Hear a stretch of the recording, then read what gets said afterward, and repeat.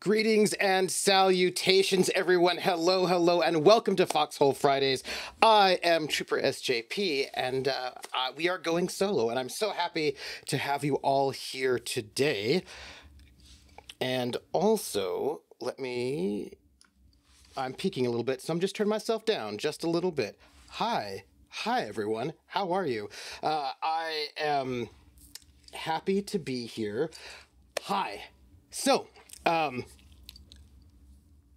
not going to name my character yet, but you can see the name. I will not say it out loud just yet, but you can see it. So, let me give you a hi. Sorry for the late start today, but we were supposed to play Sandman, but we've got some illnesses going on, and last night I found out that we were not going to be able to play Sandman today, so I spent all of today madly working to bring to the table a new solo RPG, and that involved a lot of OBS and asset making and putting things together, and I am indeed here. Hey, Prex, so good to see you, still here for the party. Hey, everyone. So I want to tell you a little bit about the game we're going to be playing today and how it's going to go, and I'm very excited. We will be playing this game for the next 4 weeks. So we have the Gamblers, our Traveler campaign, will be coming back in March. And so we're going to be playing this game for February. We'll be going solo, having some good times. And there are more things I would like to do to make this a bit more digital friendly. And I will be doing that as we continue on. So, let's talk about what we're doing and how this might progress over time. First off, I suppose I'm doing it in the wrong order. Hey, thank you for being here. Thank you all who are on YouTube watching us. Thank you for supporting the show and the stream. And if you want to support, you can give tips and bits. I will read out any tips and bits messages. You can let people know that we're here. You can be one of our Patreons, like our special it's hanging out, being cool. And I do want to say this. I just got back from a big conference last weekend where I gave a big talk, was a lot of writing, and I've got some things coming up, but now we have this going solo on. I've got a little bit of time, and I'm going to be able to sort of put some things together that I want to do. I'm very excited about it. The school semester has started. So we have this Patreon, and it's pretty chill. It goes to help support the players, and I put out a quarterly-ish sort of report, or every season a report on all the finance, everything is going, and that is forthcoming. But I also do sort of special things, and one of the special things I'm going to be doing is doing an arena, a combat arena, a GURPS combat arena, and I'm going to announce that I'm working on making it, I'm working on putting together a means through Google Forms so that if you want to sort of create your own character, you can answer some questions and have that done that way, and then I can, you can how to customize your character. So that is going to be announced to the Patreons first for sign up, because I'll be taking 8 people who might want to go into an arena for this thing, and I'll let the Patrons have a first crack at it, and then everybody else can have a crack at it. So there are excitements for being a Patron. That will be one of them. That's not happening yet. It'll probably be happening on a Saturday, on a long Saturday, or a Sunday. Probably a Sunday, actually, coming up in the next couple of weeks. So anyway, there's a lot of exciting things happening, and now that I've got a bit of space, I can do it. I'm very excited. I'm really excited about some of the things that I'm doing to make this work even a little bit better. So that's pretty cool. But in the meantime, to sort of help get ourselves prepped up for all of the things that are coming, we'll be going solo. And this is a game that I kickstarted that I've been very excited about, that I've wanted to play for a while, but I haven't had the time to do so. And Hawkeye's hoping for a Sunday. I think it will be a Sunday, actually, because my Sundays are now a little bit freer, so it's probably going to be a Sunday, Hawkeye, just so you know. And, in case you're interested, I will have pre-made gladiators already done, but I'm working to sort of create a Google form to walk you through the process of creating your own gladiator. No, not a second Sunday. And because the weights, we'll be using GURPS Gladiators templates, so you'll be picking an armatura. So do you want to be, you know, the spear and shield gladiator, the two gladius gladiator, what type of armatura, and then you will have some questions to go from there. So you can either sort of get pre-made or you can customize, and then we're going to go and have some battles. I'm very excited about it. So that's partly what I've been doing, and I'm excited about that. I'm excited to play with you all. But I feel like, let's see, you know who I am. I've told you about what's coming up. I've told you how to support us. So let's talk about today. So today we'll be playing 2d6 Dungeon, The Trials of Testaklees. No, I only do it once. Only one time. So let's think about this. Let's think about what this game is. And I'm pretty excited. Now, I will let you know, this game is very on paper. It's very much a paper game.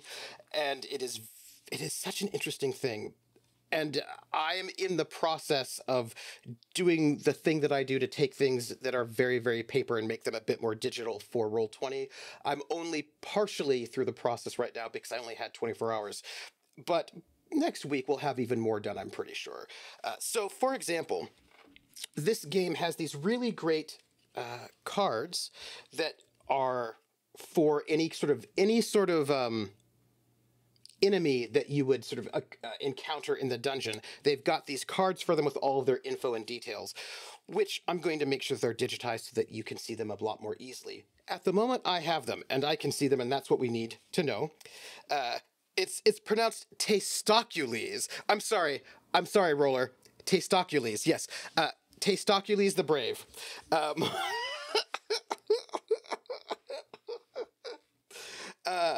Yes, so we've got these lovely cards, which I will be digitizing for next week.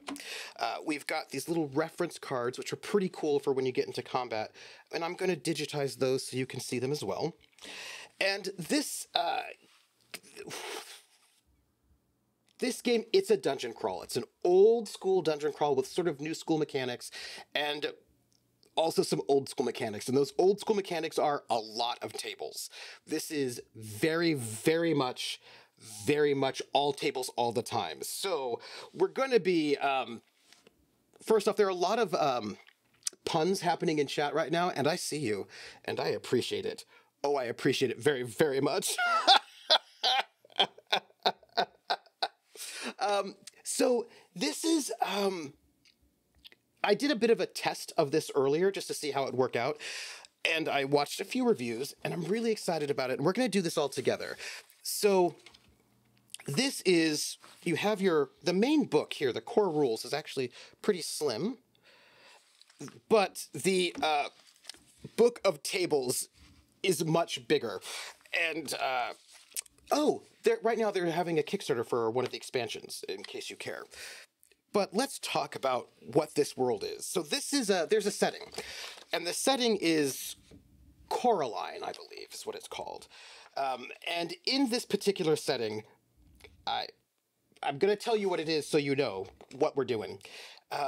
This is a world, actually there's a little 2 paragraphs of setting, and it says 2d6 Dungeon is set in its own fantasy world called Coradine.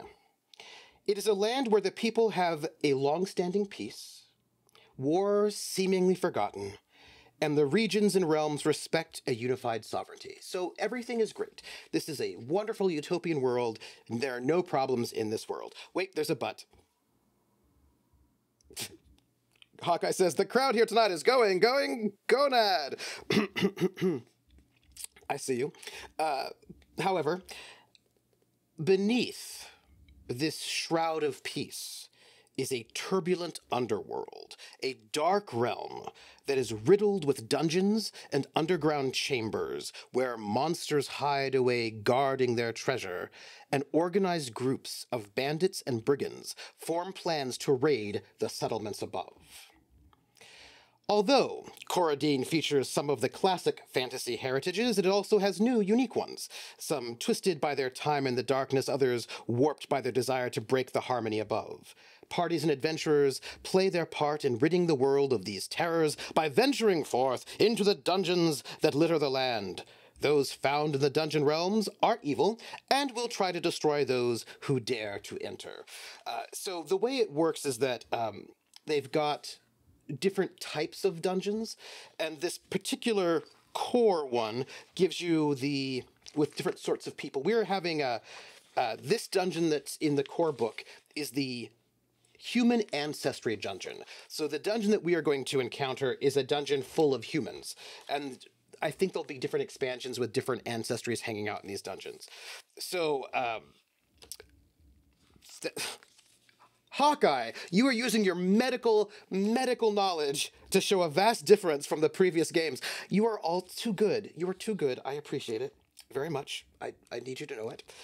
So we need to go into these dungeons and defeat the forces that are hanging out there in the dungeons to try and to destroy our peaceful above ground. There are 10 levels to this dungeon, as any good old school dungeon has. And if we can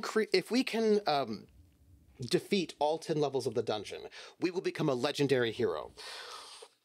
I do not think we will get past level 1 today. We may not even finish level 1 today, but we will find out what we can do. We need to be legendary. There are 10 levels. The first level is the entry. Then the second level is the domain, the crypt, the haunted, the infernal, the cultist den, the menagerie, the monster maze, the cursed, and the dungeon lords. So this is what we have. We're going to start on level 1. However, the nether regions, every single one of you here is on fire. Like a burning fire, and I appreciate it very much. So, how does this game work? Well, first we have to make our character, shall we? There is no Roll20 character sheet. Perhaps I will make one at some point in time, but first I figured. And yes, if that fire persists for more than 4 hours, please contact your healer directly. Yep. So this is a procedurally generated game. We're going to generate our everything together all at once. But let's make our character first, shall we? It's not too hard. It's just a jump to the left. And then I think it's a step to the right. And poor Krellin is so innocent. Poor innocent Krellin. We are going to try to see how many of these levels of dungeons we can get. We want to become a legend. I have to tell you, the mechanics for this game are actually very, very cool, but we will get there in a moment. We're going to create our adventurer. So, first things first, we have a number of stats and abilities. You can see them. I've got them up here for you right now. This is very exciting. Boop. Roll for anxiety. We're using chat. The only one who can warn you is Trooper if you're not looking. That's fair. It's fair. So we have to... we have 4 pages of a character sheet, which I don't know how much of them we need them. I think we really only need 3, but it's all right. We have to start making our character. First things first. We have to add our character name, which we already know is Testaklees. Let's get our let's write some text here, shall we? We are Testak. Now I can't even spell my name.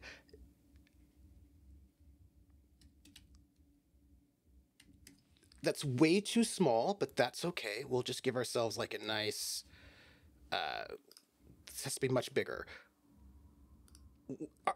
You know what? Right now, in my mind, there are dirty things, and they're all from Lindy. Just so you know, that is all the things. Yeah, so there's Testaklees the Brave. Our first of all, we might just die immediately, but that's, we'll find out. Sure. I'm going to use a bit bigger font to compensate. Yep. Yep. That's right. That's exactly correct. Yep. We are also level 1, as it turns out. Let's just put our level 1 right up there. There we are. Nice level 1 character. What a baller. All of you, I love you so much. I need you to know it. That's what I'm going to tell you, that I need you to know how much I love you. All right, so we've got a name, and we're going to write +2 in the shift box. I can't handle how awesome you are. All right, so we have +2 shift. This is a very, very cool mechanic, which you'll see how it works out when we get into it. So we have +2 shift. We have +1 in discipline. I love you all. That's it. This is the best group of people ever.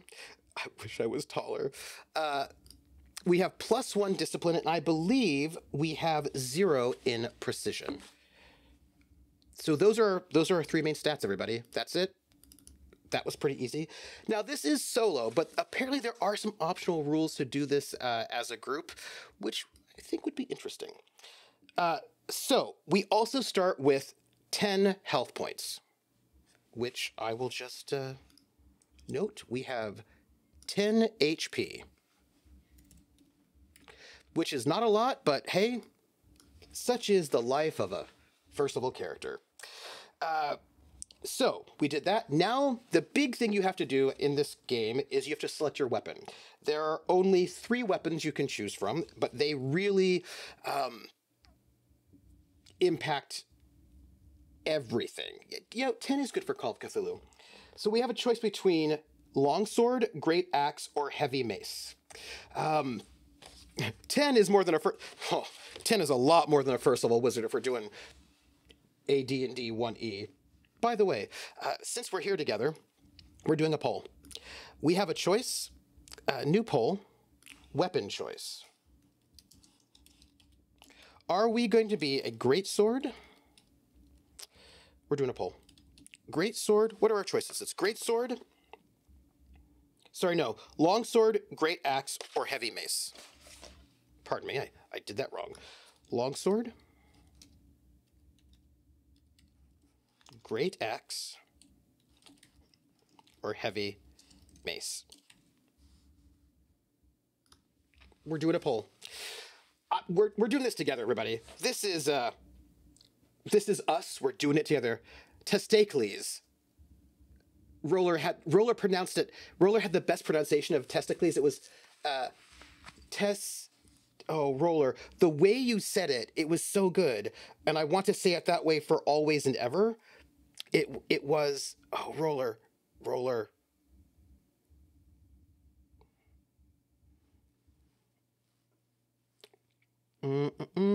While we're doing the poll, I'm just trying to look up the way Roller said it because I need to remember to say it that way because it's so good. Testaklees.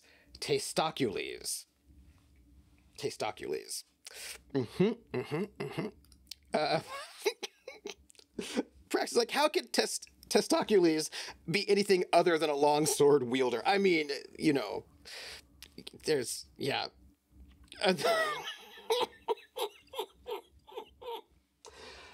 This is gonna be that kind of a game. I'm very excited about it. I'm excited to find out what kind of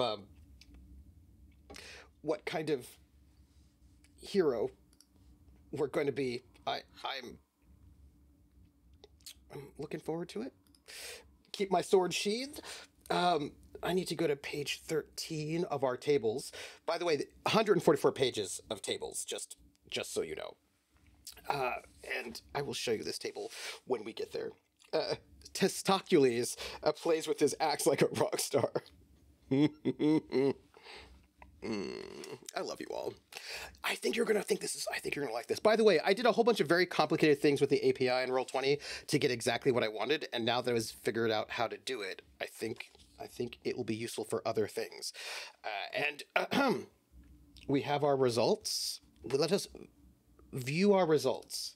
We, Testaklees, will be wielding a heavy mace. We shall, because only the mace has a knob at the end, and that is fair. We are going to be a heavy mace wielder. I'm kind of excited to see. Now, in the beginning, I don't think it'll be so impressive. Like, we don't really have an impressive large mace right now, but it's heavy. But, you know, later I suppose it'll get bigger when we get, you know, so here we have our weapon. And then we're going to have to go to this table. So each weapon is blessed by the Zegor priests to damage undead. So that's good. We can damage undead. I love it. But we have to pick 2 starting maneuvers.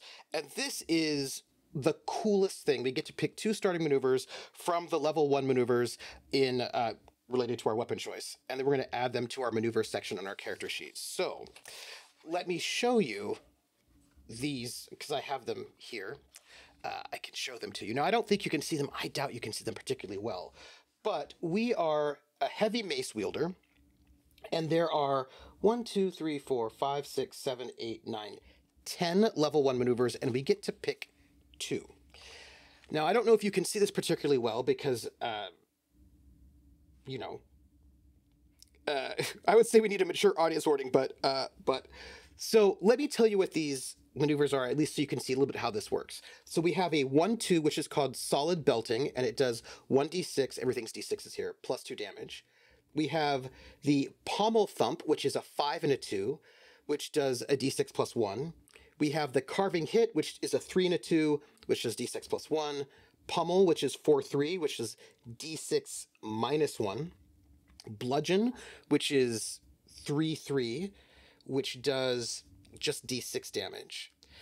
And then we've got like a 4-2, which is a bash, which is d6, a 2-4, which is a bat, which is d6 minus 1, 4-1, which is swinging club, d6 plus 1, sudden womp, which is 2-3, d6 plus 1, and then drubbing, which is 6-4, d6 plus 2.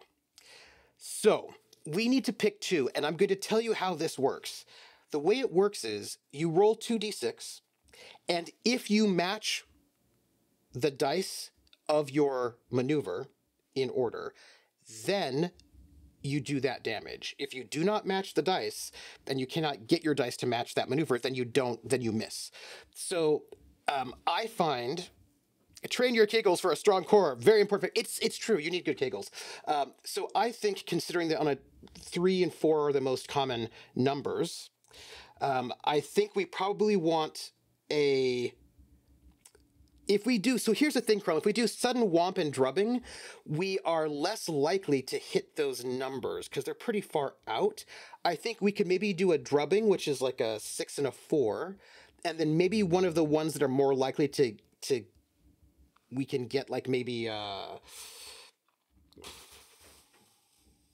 6 and a 4, like maybe we could do like the carving hit, which is a 2 and a 3.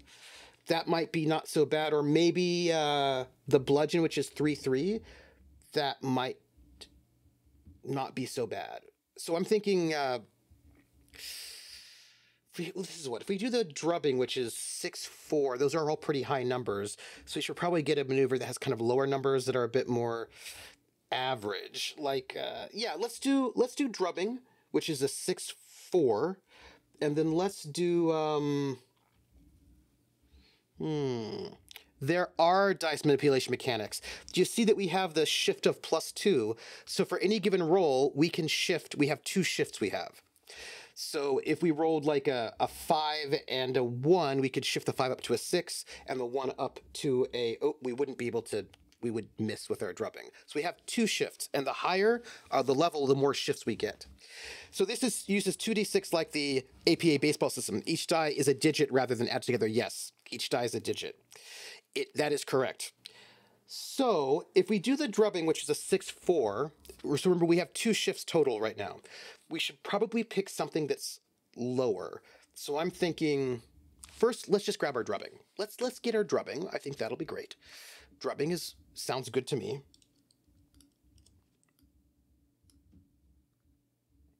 So you actually want higher numbers the higher your shift. But you can also shift down. You can shift either up or down. You can shift either direction you want. But you just want more so that you can maneuver as much as possible. So let's go with drubbing, which as a dice set is 6-4. And it gives you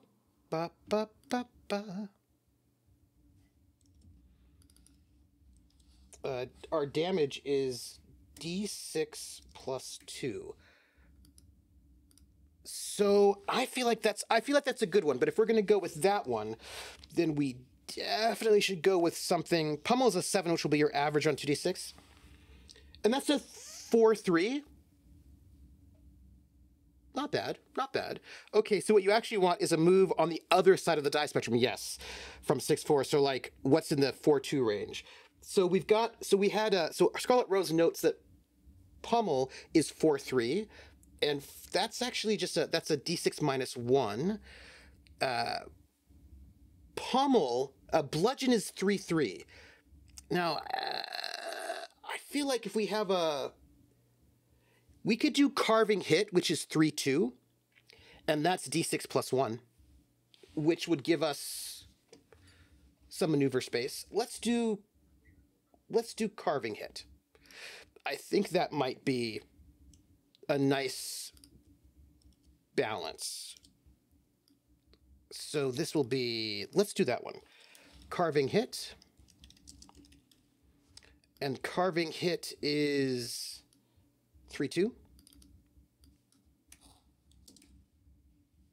And that will be a d6 plus 1, which I feel like is some pretty good damage if we can hit. Okay. So we have our 2 maneuvers. As we level up, we get more maneuvers, which is nice. Okay, we have our maneuvers. We've done that. Great, and we've picked our. That's awesome. We've got good skill. We'll get more things later. Next, we pick 1 piece of armor. Okay, from the starting armor table. We'll talk about it. And we're going to write down what our armor is. We can wear, we only get 1 right now. We can wear more later, but we can get, and here's the thing. Each piece of armor has a number associated with it. And if that number comes up, you get to reduce damage, right? If your enemy attacks you and their first die is this number, then you get to reduce 1 damage. So we can either have a jerkin, which is a 4, a padded tunic, which is a 5, a quilted coat, which is a 3, or a hide doublet, which is a 2. What do we think? What do we think we would like to sort of pick as the die that we want to bet on? I'm thinking either a 3 or a 4. There's only one choice. Okay, Valtiel, you are correct. I don't know what I was thinking. The only choice for our armor is the jerkin. That is, Testaklees must have the jerkin. That is correct. I think we have to go with that one. And I love you all. First off, I want to blame Lindy for everything that is happening. So our jerkin is a 4. Hey, Pope. How are you? And this will give us -1 damage if that number comes up. -1 damage. All right, let's check it out. We just did our armor. We also start with, we have some items. Let's see. Let's put these items over here. We have flint and steel. We have flint and steel. Great. That's not how you spell it, though. We have flint and steel. We have a lantern. We have 3 rations. Okay, because we have to eat in this game. This is a thing. We have 3 rations. We have a pouch. We have a wax sealing kit for potion bombs. Wax sealing kit. We have a large backpack for carrying all of our stuff. Large backpack. Okay.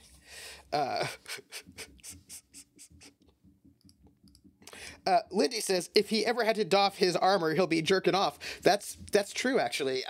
He will no longer have his jerkin. This is why everybody here is great. That's just for the record. Okay, so we have our items. We have been taught the arcane runes of magic, so we can read magic scrolls. We get one scroll from the starting scrolls table, and we get to write it down in the magic scrolls section. So we have a choice. Potion bomb. We can either have a scroll of balance, which increases discipline and magical focus for a time. We can have a scroll of mental whip, which is a damaging psychic attack. We can have a scroll of reflexes, which increases our combat ability for a time, or a scroll of melt metal, which destroys one lock or armor-related interrupt on an enemy. So here's my thought. I feel like no with the mental whip because we already have a weapon. Discipline magic focus could be cool. I think we go with the scroll of reflexes because I am hoping that will help us not be hit. Because I would like to not be hit. Those are my feelings. Yeah, you gotta keep limber. You know what I mean? Like, you don't want to pull anything. Scroll of reflex. We'll just have that right in there. Yep. And we also have a potion of healing. Which, boom. Potion of healing.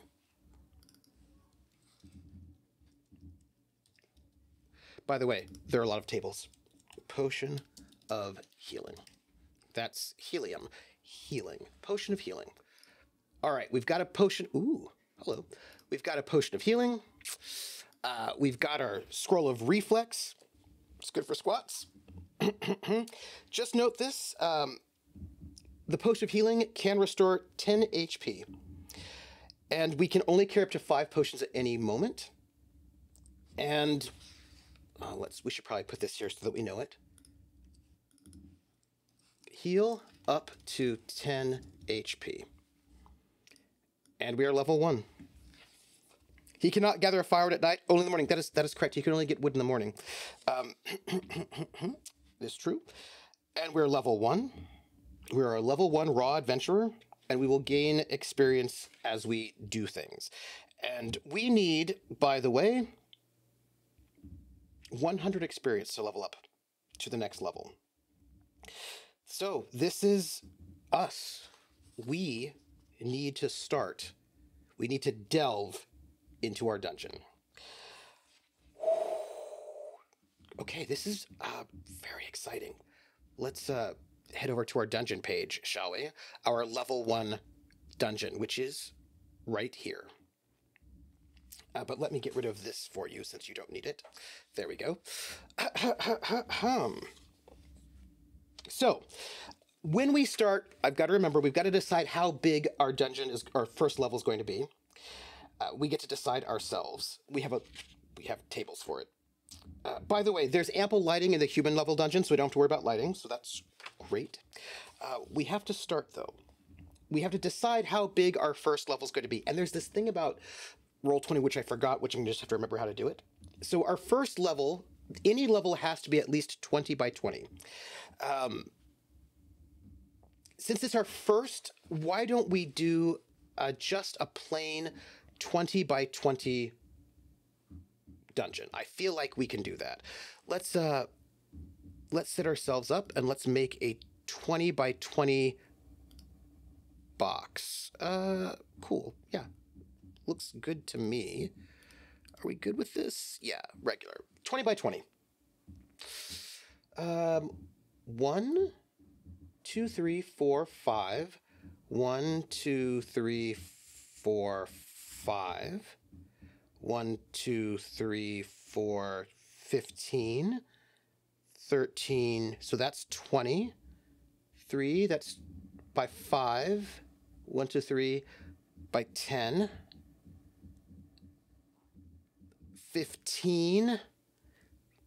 And, I think that might actually be more than 20 by 20, but Good enough. Good enough, right? So here's our 20 by probably 21 dungeon, and let's just send this to the map layer. So here's our constraints. This is our first level. We do not get to level up. We do not get to go down to the lower level until we finish exploring this one. When you first start, the first thing you have to do is create your entrance room. And the entrance room is, so we've got our box, we've got our 20 by 20. Each level of the dungeon can be same or different size, so we can get bigger if we want to. Since we have to make our, so we can't make a home run until he hits. All the bases is what I'm hearing. Yep. We have to select a square at the base of the grid and draw in the verticals with an opening at the top, because the 4 dots. We have to create our entrance to the dungeon. So this is the thing that I have to remember how to do this in Roll20, and I always forget. In Roll20, you can, I think it's pen line. I think that's how you do it. So we have to create our entrance, and I think, let's just make it here. I think we can do this and that. No, I think it's, yeah, if you do that does not look, that is not a straight line, and it makes me sad. So it's not shift, is it option? That will give you a really nice snap to it line. It's not great. Maybe it's control? What happens in the dungeon stays in the dungeon. See, that's still not very exciting. Maybe it's command. You know what? Our dungeon's going to be a little janky. It's fine. So here's our entrance.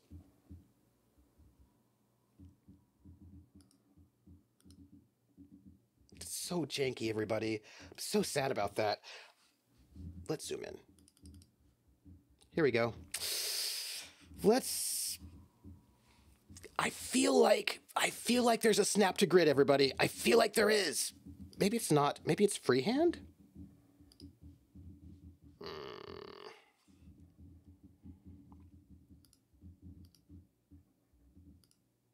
No, that wasn't it. It's clearly not freehand. Freehand is not what I want. What I want is, I'm going to want pen line. All right, that's it. We're doing pen line. It's fine. Measure, turn order, dice, fog of war, lighting. Well,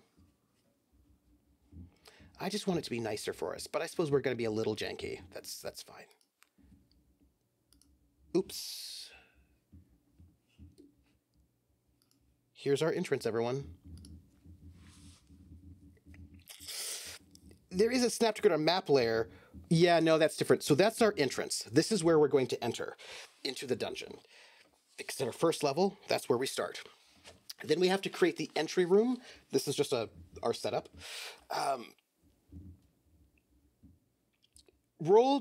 Oh. We have to roll for it, actually. We have to roll for our... So can I tell you how cool this is? How you create... We are going to procedurally generate this dungeon, is what I'm trying to tell you. I have a token up here, which I need for... Oops. This token I have set up with a lot of exciting API excitement, so we'll be using this for things. Although I'm going to place this somewhere where you can see it better. Yeah. Sure.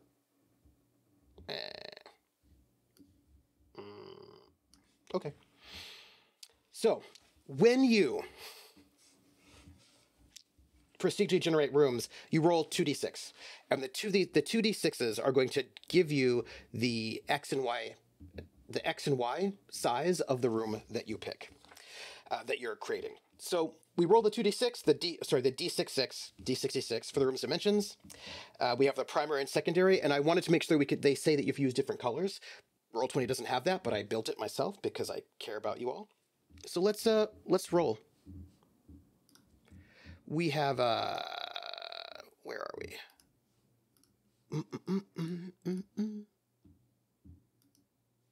Where'd you go?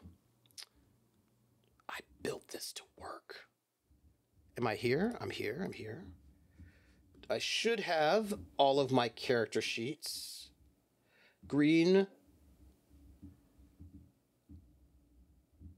blue, red. Do I have my characters? Blue. Oh, you know what I don't think I have? Hey, everybody. No, I've got the blue. That's fine. And I've got the green. That's fine. I've got my tokens.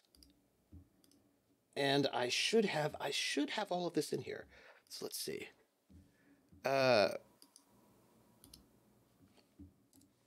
Submit.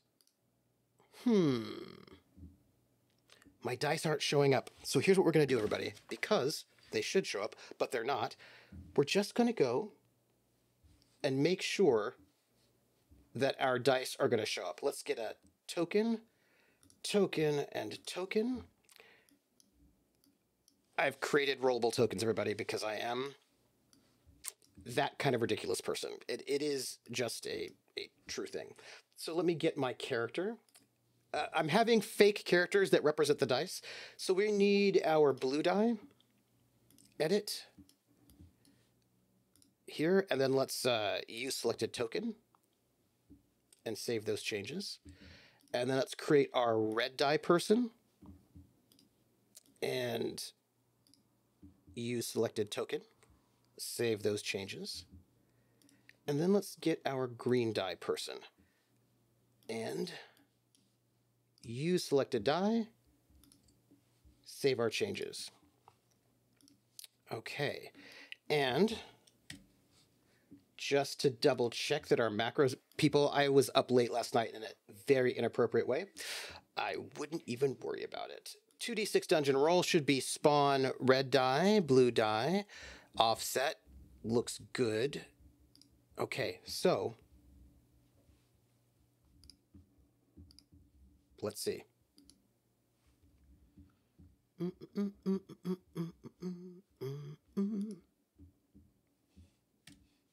Let me pull a token up. Okay, and I'm gonna try it. I'm trying it.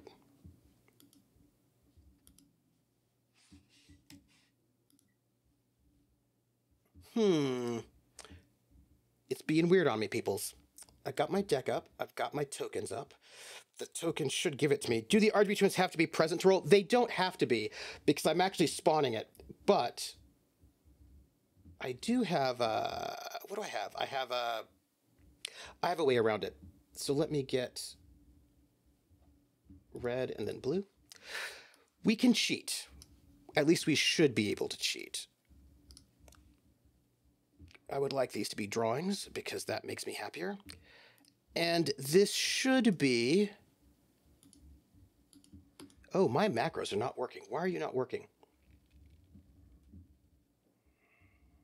Give me a second. Give me a second. This should go. I mean, there are ways to do it in a long, slow, boring way, but we should be able to do this in the fast, not boring way. Let me test this macro, because it should go. Roll selected. Do you know what I think? Let me just make sure that my API is running while we're hanging out. It's fine. It's cool. Exit. Tay isn't a cheater, just a player. Hello, going solo. So, sometimes I'm a little extra. Let me restart my sandbox. Spawn token mod, everything has been spawned. Let's go into it. Let me launch the game back up again. Should be good. Tay.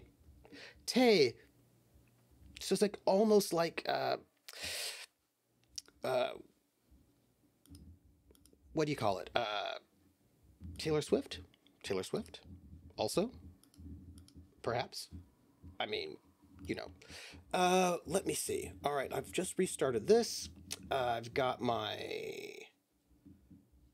tokens out there. Let me see. They are... I've got all the sides. Cancel. I've got my tokens, I've got my dice, they're all sided. I should be able to, there's a second way to do this, just in case. Roll selected.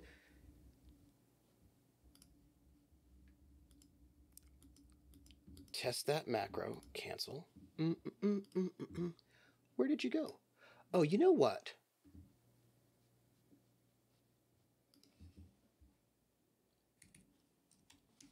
I have a question.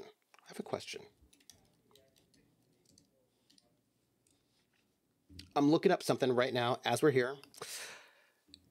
Token mod.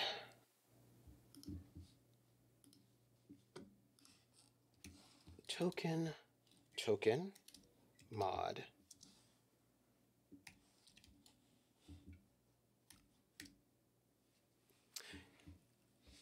Interesting. I don't think it is. I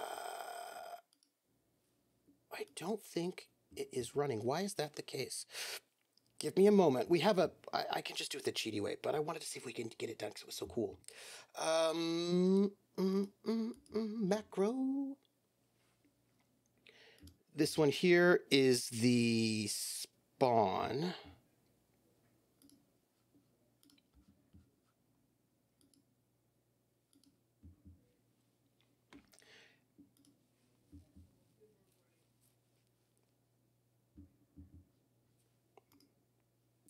Give me one thought. I'm going to try this. I don't know if this will go, but if it does, then things will be good. Let me just... Great. Cancel. Add. Test. Paste. Test macro. Save changes. Oh, wrong one. Here we go.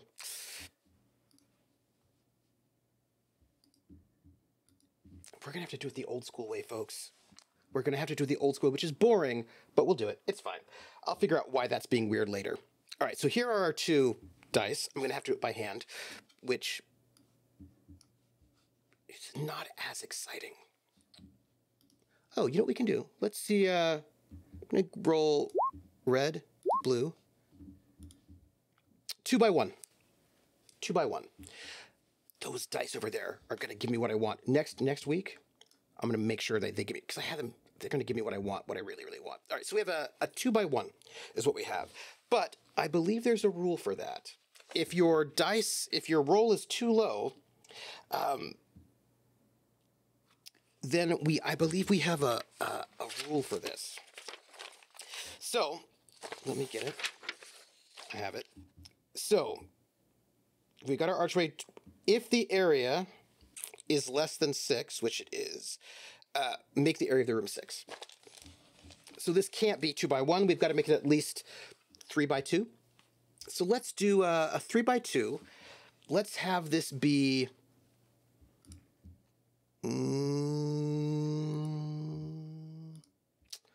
let's have... here, and here will be our 3 by 2 room. And then after that, we have to decide how many entrances and exits we have. We add 3 archway exits because it's our entrance room. 1 on each side that doesn't already have one. So let's make our entrances like this. Let's have this one here be low. So let's go here. And then we'll move from here to here. Let's have another entrance here. Let's have... So that's one of our entrances. Let's have this one be directly opposite that one. That's our other entrance. Let's go here, here, here. And then let's be a little wild and have this entrance be up top like that. Boom, boom. So that's our entrance room. We did it. We're here. You know what I need? I don't need it, but I want it. I'm going to have a token. I want one. It's going to be just, you know, we're good guys, so we're blue. Let me just grab a blue token right there. There we go. That's us. Just because I want it. Look, I want a blue token. Okay, so we have our entry room. We are here. Nothing bad happens to us in the entry room, at least not yet. Yeah, so I wouldn't worry about it. I wouldn't worry about it. This is a small room, and all exits from small rooms are archways, which means we can just walk in and out. It's not a big deal. I wouldn't worry about it. We don't have to sort of make the boxes, so we are fine. That's it. That's our first step. And because it's the entrance room, we don't have to worry about being murdered or anything like that. So we have to delve deeper into this dungeon at this moment, because that's just the end of our turn. So, where do we go? Which direction do we want to go? We can go left, we can go up, or we can go right. Let's go left. I feel like that's not a bad thing to do. And we're going to roll our 2d6. By the way, I had it working last night. I worked so hard on it. It's fine. I'm going to roll our blue and all red. We've got a 2 and a 5. So we're going to come upon a room that's 2 by 5. 2 wide, 5 tall. So let's see what this looks like. I'm going to have this start at the bottom. So here, it's 2 wide, 5 tall, 1, 2, 3, 4, 5. So these here are going to be the dimensions of our room. Okay, not bad, not bad. I'm okay with that. That looks okay to me. Yeah, it's kind of like a grand hall. It might be okay. So, by the way, if there are doubles, other things happen, but that's not the case. And it's not a corridor, so we're fine. And we need to go and decide how many exits there are before we get into what's in there. Let's roll 1d6. 1d6 will tell us how many exits there are. We have sorry you can't see it. That makes me so sad. Give me a 1d6. We rolled a 2. And actually, since we have to do it this way, I can probably bring this back up again. Where are you? Come here. Yeah, I'm going to move myself to the other side. No, actually, I'm not going to move myself to the other side. I'm going to move the Roll20 box to the other side.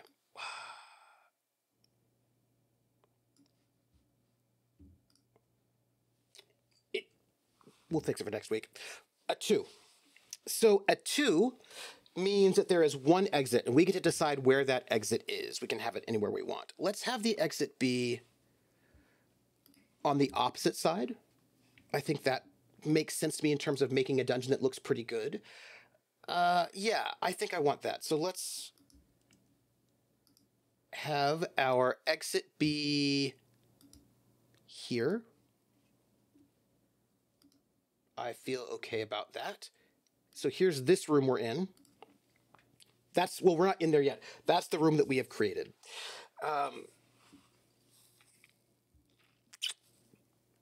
One exit only. See, this is where we get to the next part of the thing.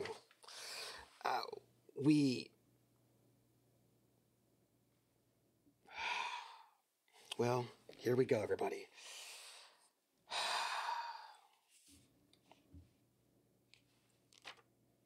We have to find out what kind of room this is and what might be in it. This is how our life goes.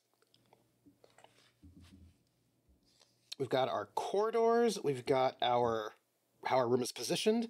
We have established the room. We have our exits.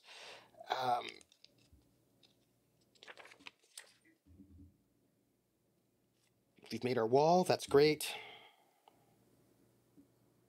We have mapping. We have to figure out what kind of exit it is, though. I'm worried. It's fine. Wait, if it's one exit, doesn't that include where you were? No, one additional exit. One exit additionally to where we came from. So it's okay. All right.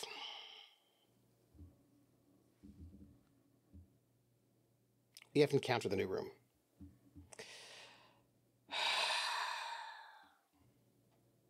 We don't know what kind of door it is because we haven't figured out what the room is.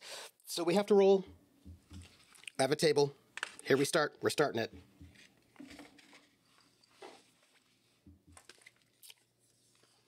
We need the level 1. The level 1, that's my generic table, encounter table. Which is page, give me a second. Level 1 encounter table.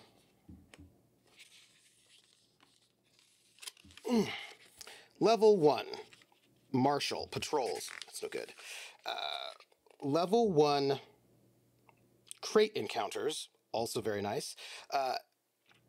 Encounter prisoner table. Woof, woof, woof. I don't think you're gonna like it. All right, I'm getting the actual the title. Level 1 rooms, human ancestry. That's the table we want. Level 1 rooms, human ancestry. Level 1, religious enemy, patrols, small wardens, dogs, large rooms. It's not a large room, it's just a regular room. Small rooms.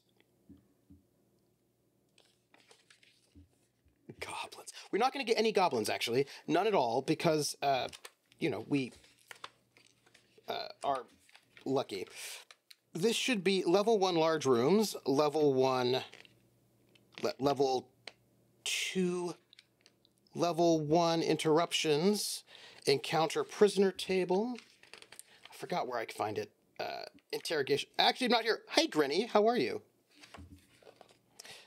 Page 33. Just gonna find it this way because it's easier. There's a good reason for digital things, just so you know.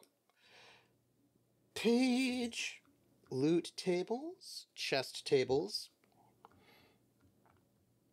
level 1 and 2 tables. All right, so we need level 1 small rooms, level 1 large rooms, level 1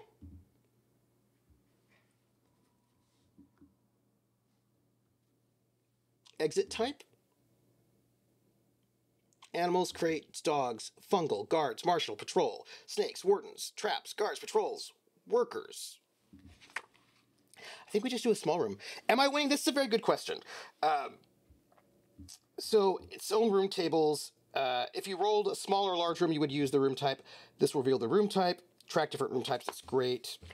I just want my level 1 rooms, human ancestry, the entry. That's all I want. That's all I want. I just want that one table. Tay is clubbing. Yeah. Hold on. Let me get my table. Let me get my table. For heaven's sakes. Gritty. All right.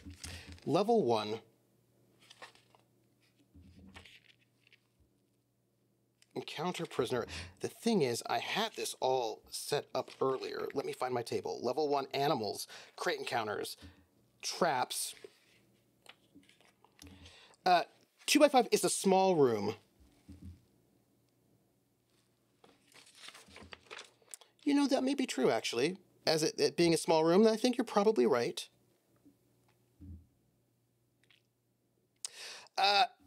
No, because it's only a small room if its area is less than 6. Otherwise, it's just a regular room.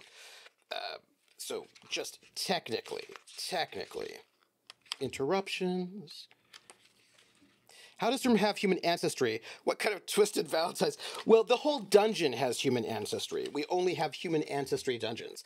So the level 1 entry and domain levels are where the lower levels, so by the way, so you can know where we're at. The level 1 entry and the level 2 domain levels are where the lower level humans live and work. It is also an area where loot, captives, and resources from the raids are kept. Expect to find living spaces, prisons, stores, and hints of the infernal order. Just so you know. Here we go. I need level 1. I need page 42. We found it. I found it. Page 42.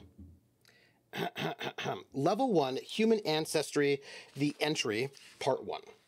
So I have to just roll to find out what kind of room we've encountered. I'm so mad that my exciting, what do you call it? My exciting macro is being ridiculous right now. Let's see, 2d6. A 1 and a 1. Okay. I rolled a 1 and a 1, everybody. You know what? Since it's currently as it is, why don't we turn on our dice options? Since we're here anyway, we'll enable our dice. There we go. But we have a 1 and a 1. So a 1 and a 1, according to our table, is empty space. The room, as we're going to sneak in here. Oops. Let's get ourselves here. Sneak in. The room is bare and seems to have been cleared out or forgotten about.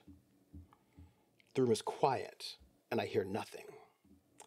It's not unique, and these are archways, so we don't have to worry about locked doors. All right, okay, which means we need to continue forward, creeping in through this dungeon, through this other archway to see what we can find. Perhaps we will find something interesting in the next room. Let's see what we can find. We have to roll 2d6 to figure out how big the next room is. This is a 1x3 corridor is what this is.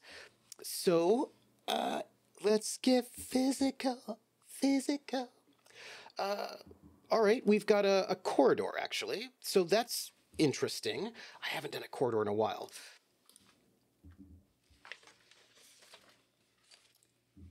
It's 1x3, actually. This is important, which means it's vertical. It's a vertical corridor rather than a horizontal corridor. We have to do this right because, you know, it matters. If you're rolling a 1, then you've rolled a corridor instead of a room. Apply the same process, and you will see that you have a narrow space. Place the corridor any way you feel fits into the dungeon layout, but retain the X and Y orientation. Sometimes a placement will give you problems, right? It's fine. Roll for the number of exits as you would a room. All exits from corridors are archways. So we've got a 1x3. This is actually not very big. Before I place it, I do want to roll for my exits. Let's just see how many exits we have. We roll a 5, which is 2 exits. Okay, so if this is a corridor and we've got 2 exits, let's have, this is 1x3, right? So let's have this be, I've got it. Let's go with, this room is going to have an exit here. Oops, I don't want that. This will be one of the exits. And then this is a by 3, so let's have this go up here. This is what our dungeon is going to look like so far. Yeah, an upside down T. This is what we got. Okay, and these are archways because it's a corridor. I think we should continue going to the left. Never each. Where do we continue heading west? Oops, and see what we might learn. Also, oops, I gotta get back there. I erased my line. Here we go. Here, and then here. Okay. we're going to sneak in this way and see what we get, what we can find. Let's roll what kind of room this is, what our encounter is. We roll a 3 and a 5. Okay. A 3 and a 5. A 3 and a 5 is more empty space. No. 3 and 5 is the size of the next room. So sorry. We've got a 3 by 5 room. Let's have this look. We've got to draw it. Let's see. Let's do 3 wide, which I think is actually pretty good. Let's have this room. Let's have this room go all the way down to the bottom. I think that'll be nice. So that's 1, 2, 3. Ooh, is that a good idea? I don't know if that's a good idea, everybody. Let's find out how many exits we have, because we should probably figure that out right now before we get too far into it. 2 exits. Okay, so we need 2 exits.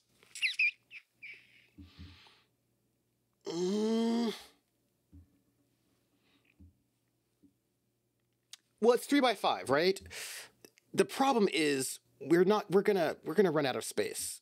I don't think we're gonna be able to actually place 2 exits. Not really, because you can only have 1 exit per wall. Just a side note.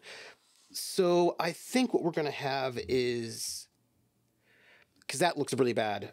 Well, you know what? Actually, it might be okay. Let's do 1, 2, 3, 4, 5. Not including the one you're in addition. So let's have an exit here. And then, yeah, see, this is the thing. What we'll do is we'll just have this exit run into this one. That's just how we have to do it. That corridor, right? The corridor, basically.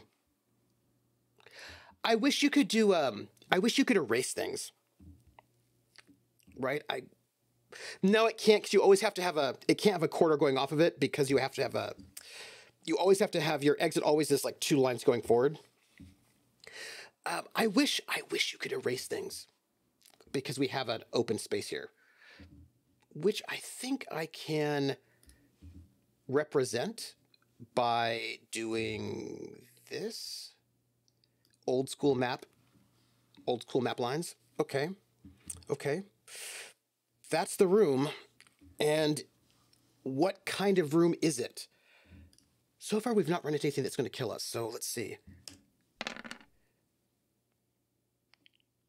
2, 2. This is a scuffed up space. There's a pile of rubbish here, and the floor is covered in scuff marks.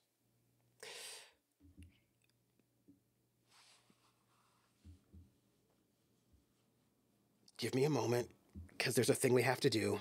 This is our blue. We probably need something like a 32. This is the entrance.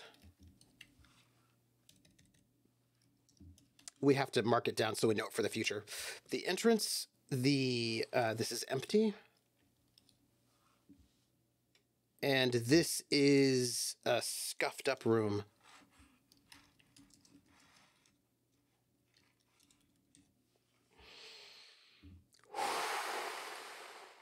Okay. You can check the rubbish pile. Roll on this one. There are 2 tables to roll on, one and then the next. So we are going to roll. We're going to search. We walk into this room that's scuffed up. There's piles of rubbish everywhere, but the floor itself is scuffed up. And we're going to poke through this rubbish pile to see if we can find anything interesting, which maybe we will, maybe we won't.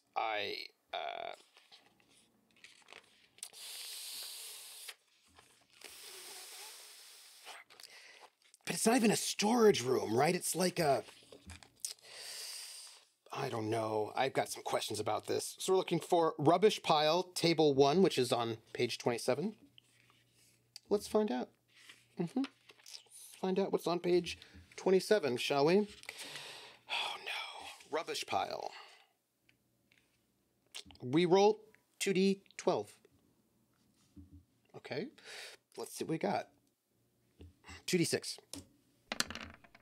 5 and 5 on the rubbish pile. That's a 10. Okay. This pile seems to consist of mainly oak leaves. And at the bottom is an acorn. Okay. So the thing is, there are ways in which you can do things in this game that might be important. So I'm going to just really quickly, because we might need to know this later, we're going to take this and we're going to put it in our backpack. We have some oak leaves, I don't know, and an acorn. I don't yet know how we might be able to use that, but we probably will be able to use it, and I don't want to not... I'm going to be encumbering myself, just so you know. It says that after we do, however, the rubbish pile, we then have to look at this other table, the IAUT table, which can't be bad, right? Like, that doesn't sound bad.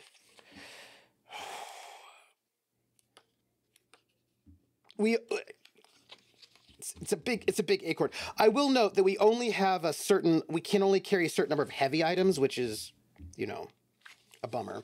But the IAUT table, that is what? IAUT1, interruptions and unexpected.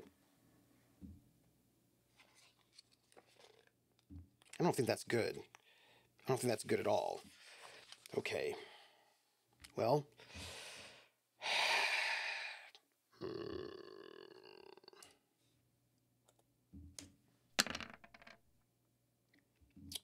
Five, 4. So here we are in this room with this scuffed up floor, and some piles of rubbish. And we go through and we see these oak leaves and an acorn. And as we are rummaging through this pile of rubbish, something happens. A woman runs into the room and she says, "Help me! They have my father!" We get the father quest. Ooh, this is fun. I explain that it is better that I find him, and she leaves. Oh, this is exciting. Okay. If I release a male prisoner, which I don't have one, I can roll some stuff, and that's their father. And then okay. So I'm on a quest. Her father has been captured somewhere in here, and we're trying to find him. We should make a note about this because these things are important. Let's see. These are additional notes. Let me scroll out. Where are we going to put this? Rations. Oh, we have 3 rations. We'll note that later. Favor of the gods, some effects, some fever, some pneumonia, some levels, some loot, narrative moments. This is what we're looking for right here. Okay. Father quest. Let's write this down. Father quest. If we release a male prisoner, roll. What are we rolling? We're rolling 1D. Roll D6. 1 through 3, it is the dad. And we get 10 experience points. I think that's fair. Oh no, we actually get 10 gold coins. Pardon me. Okay.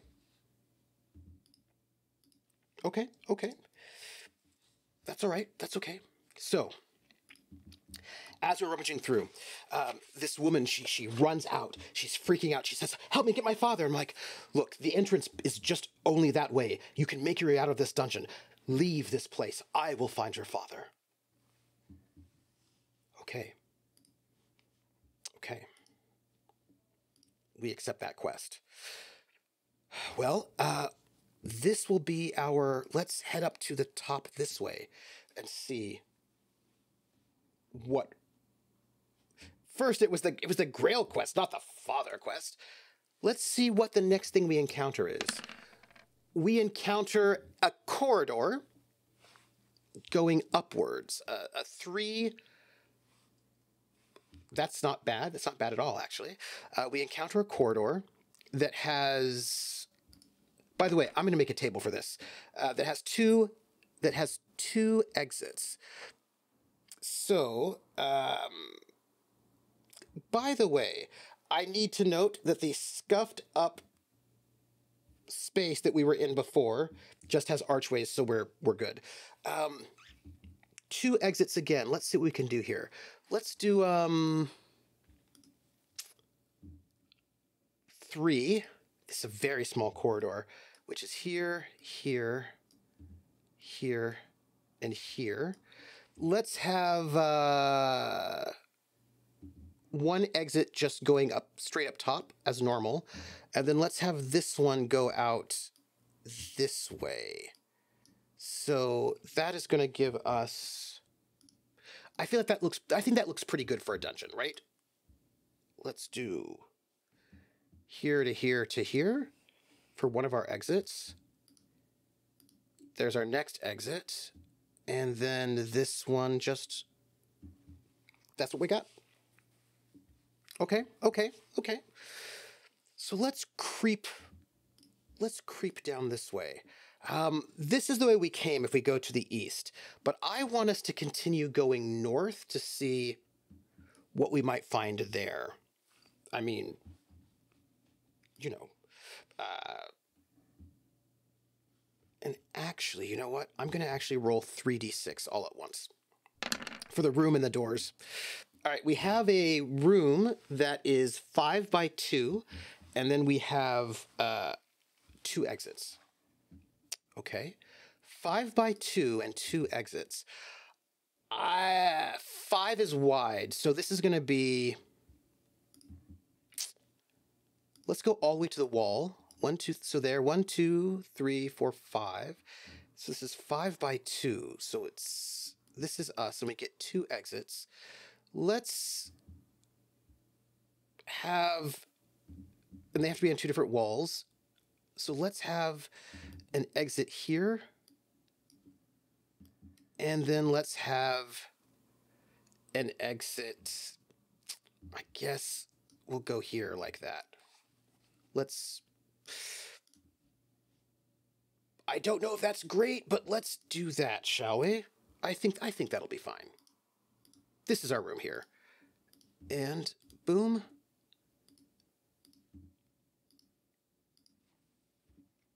Yeah, there we go. All right, that's fine.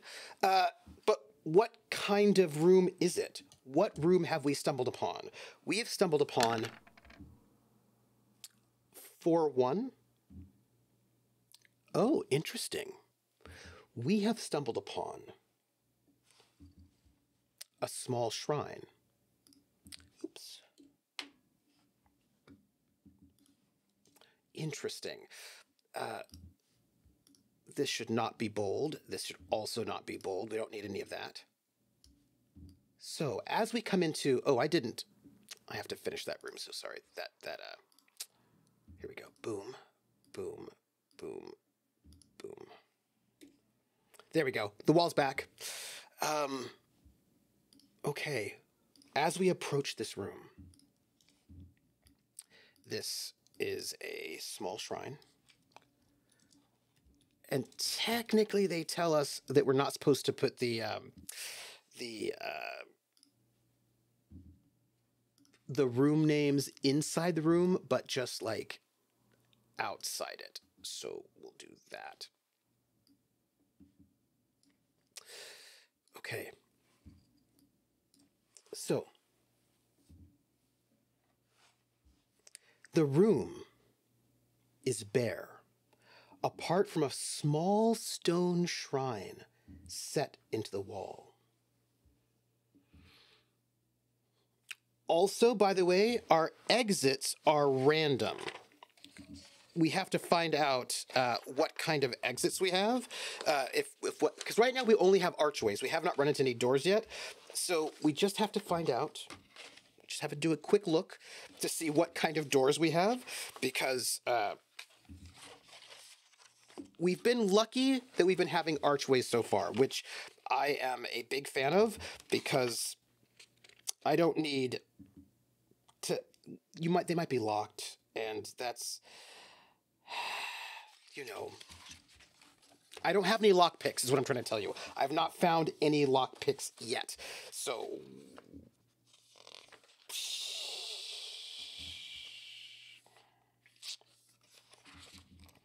yeah. I know it. I see it. All right. I need my door. Give me my door. Potions, room creation, exits. I just want my door. I'm also afraid to look. There's an encounter here, but I'm afraid to look at it yet. So I'm just avoiding that, you know. As we're just just avoiding that for the moment, because I'm afraid of what we're gonna find. You know what? I'll do it. It says here. Roll on the level 1. Oh, we get to try to identify who the god is. This is, okay. Oh, okay. Oh, okay.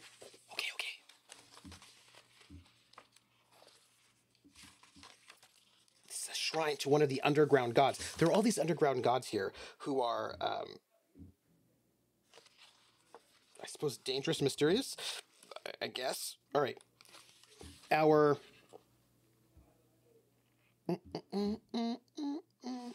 God, the random god table.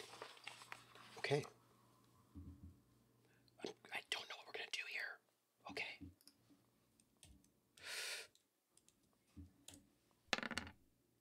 4. This is a shrine to Muratani the Pulp.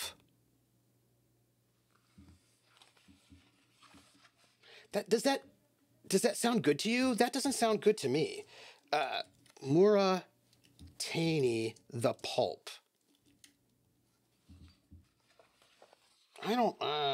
Muratani the Pulp. If you don't mind, because I don't know about this, why don't we find out about this god, shall we? Muratani the Pulp.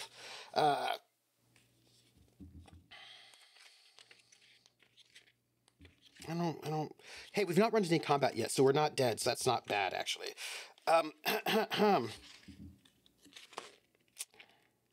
Magic, the power of the gods. Feel real bad about this, everybody. Hello, gods. Muratani the Pulp. Favorite items: blood, meat, leather, horn, dragon scales, and ruby. We have not yet found any of those things. Muratani is animal and sinew, twisted muscle, and the screams of living beasts. We could sacrifice to Muratani the Pulp, except that I don't have any of the favorite items. So they would arrive if we called on them. I don't... doesn't sound good. I mean, I suppose it's great for us, I guess, but I have some questions. But you know what, though? We don't have any items to sacrifice to Muratani the Pulp, so we don't have to worry about it.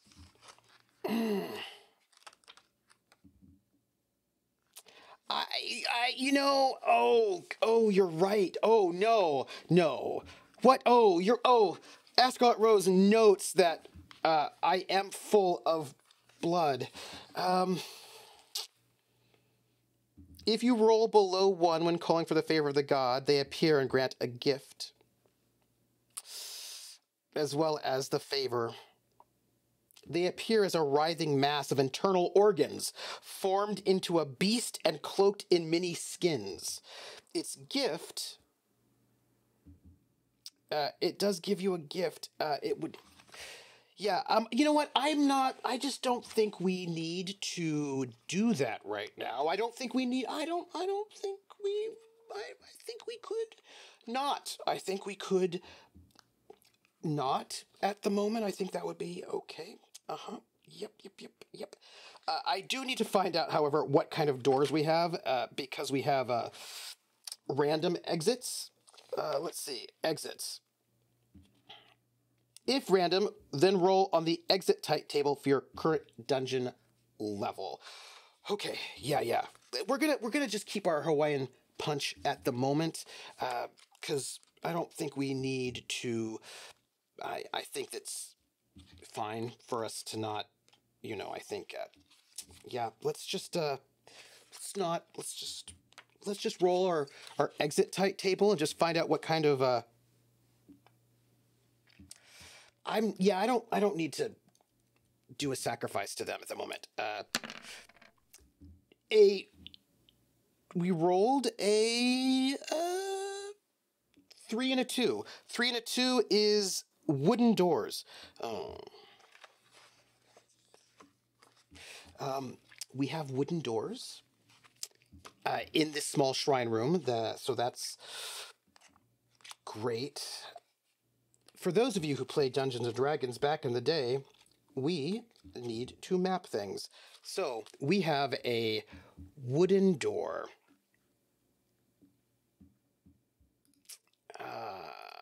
Well, here we go, my friends. Let's just make a few little... We got some wooden doors here. Wooden doors here. Great. I'm just still thinking about the sinew right now, and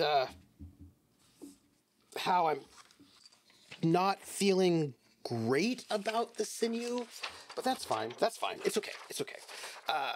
Yeah, it's cool. Let's leave.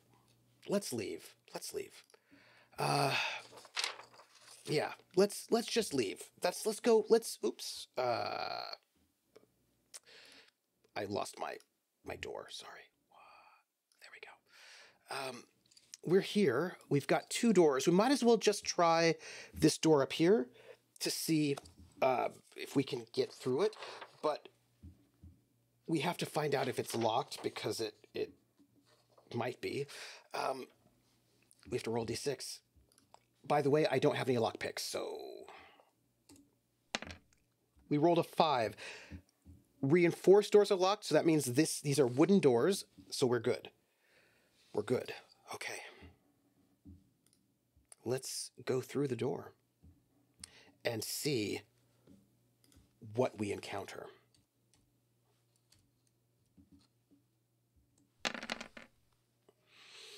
A 6-2 room.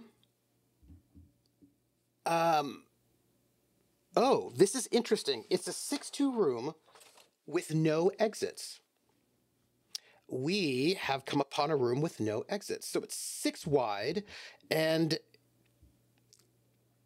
it has no exits. All right, well, let's do it then, shall we? No exits. It's 2... Boom, 1, 2, 3, 4, 5, 6. Okay. All right. No exits, which is never bad. Let's find out what kind of room it is.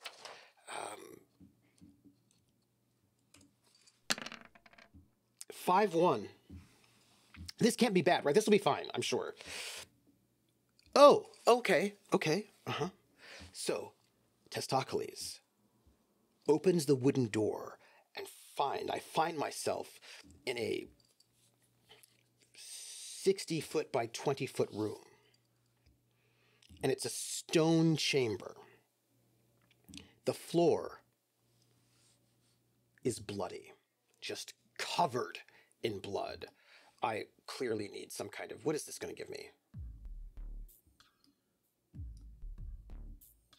No, let's just do some classic horror, shall we? Yeah. The floor is covered in blood. And there's a slab on the room. And on the slab lays a corpse. We have found a morgue. And I am sure this will be totally fine. This is where they prepare their offerings to, you know, our good friend. There is an artisan here whom I must fight. If I survive, I will find some herbs. So, this is, by the way, a unique room, which we're going to do a thing. We're going to put unique rooms in a different color so that we, let's put unique rooms in, well, we should just probably put them bold. That's what we'll do. We'll put unique rooms in bold and italics.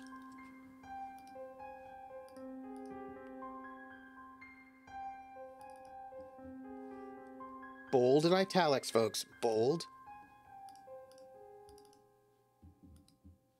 It's not doing what I want it to do. Do what I want you to do. Bold, italic.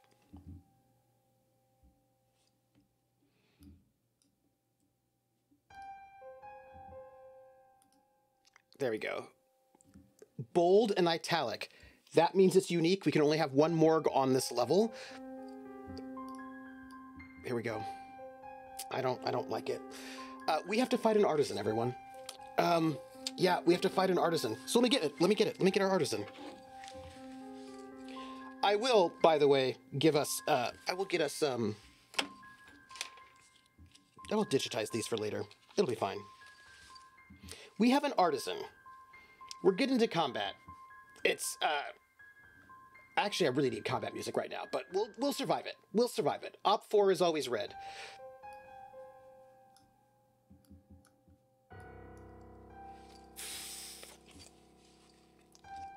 Since I came into the room, I get to go first. That's how it works, that I get to start first. And I need a die. I need this die. So we can keep track of things.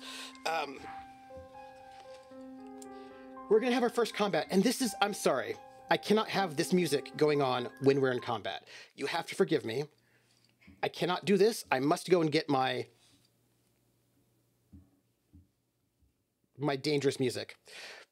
No, that's 40s. Sure. Let's have Darkling. This could be some combat. What do you got?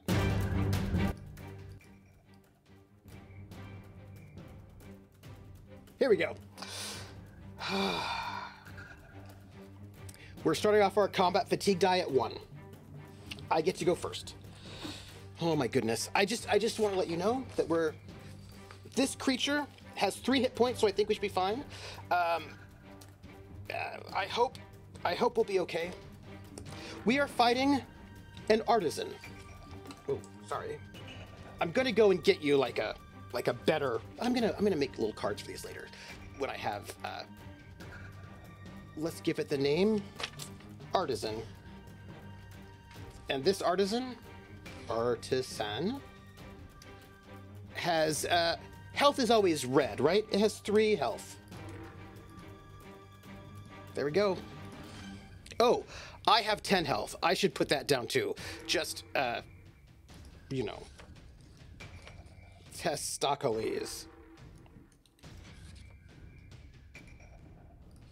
Yeah. Artisan butcher, folks. But I think we'll be fine, right? We'll be fine. Okay. We start first. We roll our die. Again, sorry that my thing is not working the way I want it to, but it's okay. Roll 2d6. We're rolling combat. Sorry, that was the wrong one. Here we go. 2d6. We roll a 4 and a 5. We roll a 4 and a 5. Okay, we have a 4 and a 5. Our maneuvers, if we remember correctly, are 6 and 4 and 3 and 2. We can't make it because we have a 2 shift, but that 2 shift will not get us there. We miss. The order of the dice does matter. That's why I wanted to have it. That's why I had it set up so that it would be 2 different colors, because it's the order of the die absolutely does matter. It's your primary and secondary. So since we rolled a 4 and a 5, we cannot get to any one of our numbers, which means we miss. I pull off my huge mace with a big knobby end, and I come to swing at the artisan, but I do not swing true. The artisan sneers and smiles, and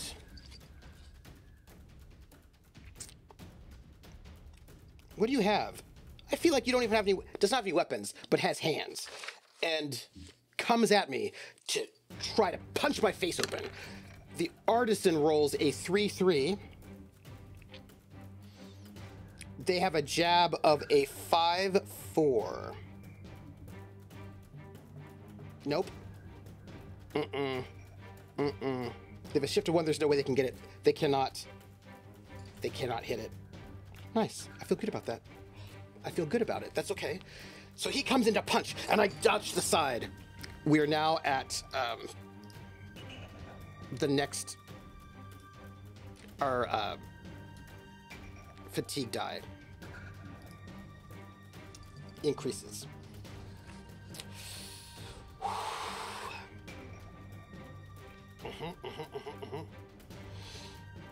Okay. By the way, the shift die, that die up there, see I put up there, it's a 2? That's our fatigue die, and I can use that as shift as well, just so you know. All right, I'm gonna go and kill this creature, by the way. This artisan, it's not even a creature, it's a human being, but I'm gonna kill them. I roll a 2 and a 6. I'm at 6-4, right? I've got 4 shifts total. I'm at 6-4, and what am I at? What are my 2 numbers? I'm gonna write this down so that I don't have to keep going back. I'm at 6-4 and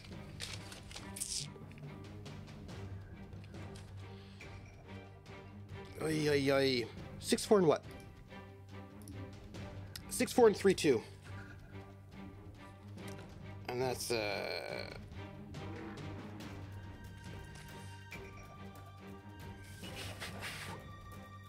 your 1 shift, yeah.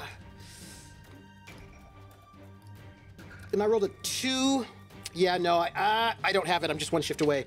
So I come in, I try to go and like sort of hit this artisan, but I roll wide, and at this artisan, blood on its hands, fingers at a point, dives back at me. Even though I am armored and I have a weapon, this person must be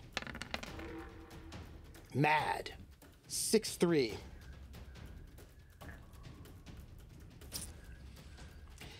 They have a jab of a 5-4, which means with their shift of they only have a shift of 1. They only have a shift of 1, everybody, which means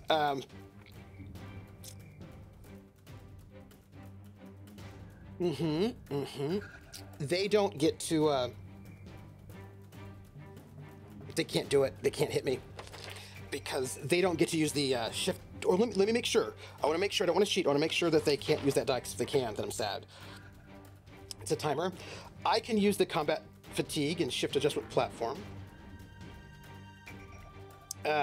When I reach 4... No, when I reach 4, I and the enemy get shift +1, so we don't get to use that yet. When it's 5, we get +2. With 6, it's +3, so we don't have the bonus yet.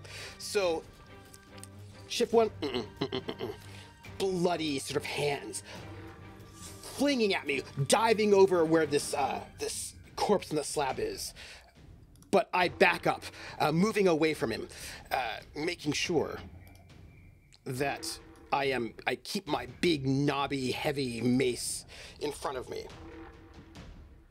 And I return the favor. And that favor, I mean violence. 6-4. Everyone, I just rolled a 6-4. And this is a rule that you should know. A 6-4 is exactly the number that I needed without having to make a shift. And that is that's an exact strike, which is very good. So if you have an exact strike, which I do, any shifts you have left over that you did not use, you can add to your damage, which, by the way, I will. I have 1d6 for my drubbing, plus 2, because it's my big hit, plus another. I'm going to just kill. I don't even need to roll it. As this artisan crawls over the body on the slab, blood on his fingers and his face, as unfortunately he thinks that because he has the high ground, he will win. However, crawling over a dead body in a slab is leaving him wide open. And the minute he gets his feet right down on the other side, like a baseball bat, I wind up my mace. And with a huge swing, I take my big, knobby head of my mace, and I smack him right in the face. And there's a sickening crunch as I destroy. There's just the pulp of a body left. Yeah. Just, I gave him a sound drubbing. For the record, we have some things we need to do now that I've murdered him. We get to move this die off our table. I knock it out of the park. He is worth 5 experience points. We're going to just, by the way, we have let's make our experience points blue. Let's give ourselves 5 experience points. Let's just put it there so that we know what it is. We'll keep track of ourselves. We have 5 experience points. We get to roll treasure. And I feel good about that. That's like... By the way, this is a skilled worker who has spent many years learning their art. They're not a fighter, but are well coordinated and wear sturdy leather work clothes. They will defend their home. Well, they did try... but then I murdered them. But they were evil, so it was fine. Like, it's okay to murder them if they're evil. And that's just true facts. Everybody knows it. Gonna find out what we get. This is PT 1 and 2 pouch tables. Oh, nice. All right. All right. Deli's closed. We get to roll on the pouch 1. All right, let's find out what we get. Let's find out what we get. Oh, so good. We roll a 9. There's some coins in the pouch. We're going to gain some silver coins and some gold coins. Okay. Okay, this I don't mind at all, actually. Let's get, because you know, if we get out of here, we can get money and that money will be important. So because it'll allow us to buy better things. So we're going to get some gold coins and some silver coins. What are we going to get? We're going to get 1d6 plus 2. 1d6 plus 2 silver coins.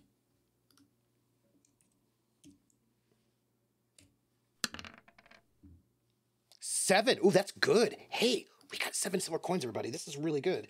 And we get 1d6 gold coins.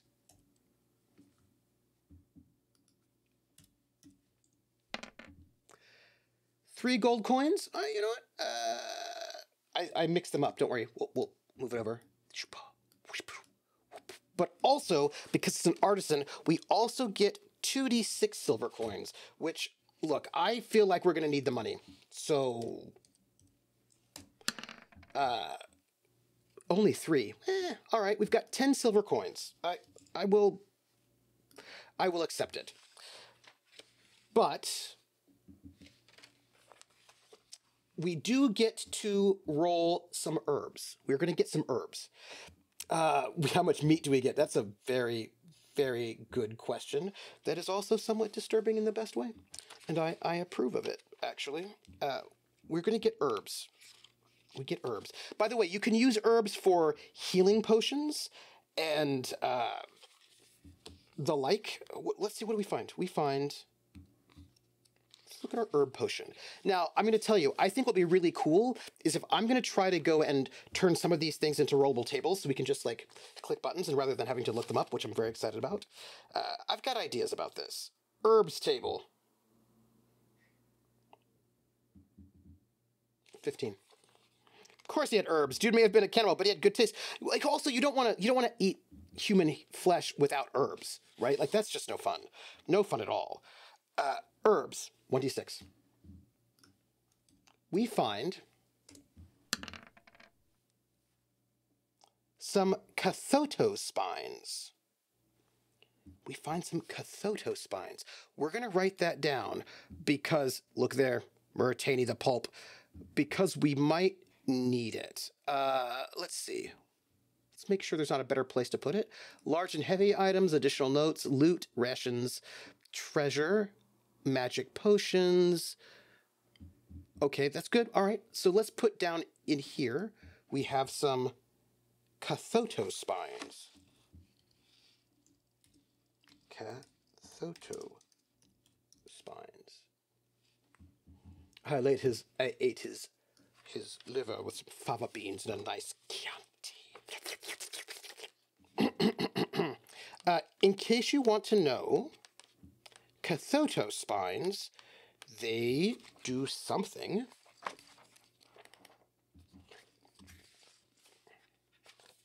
Cathoto spines. Those are creepy gods. We don't want that. Cathoto spines. Small, spiky seed heads that have an oily core and limited applications. These are ingredients for soothing oil.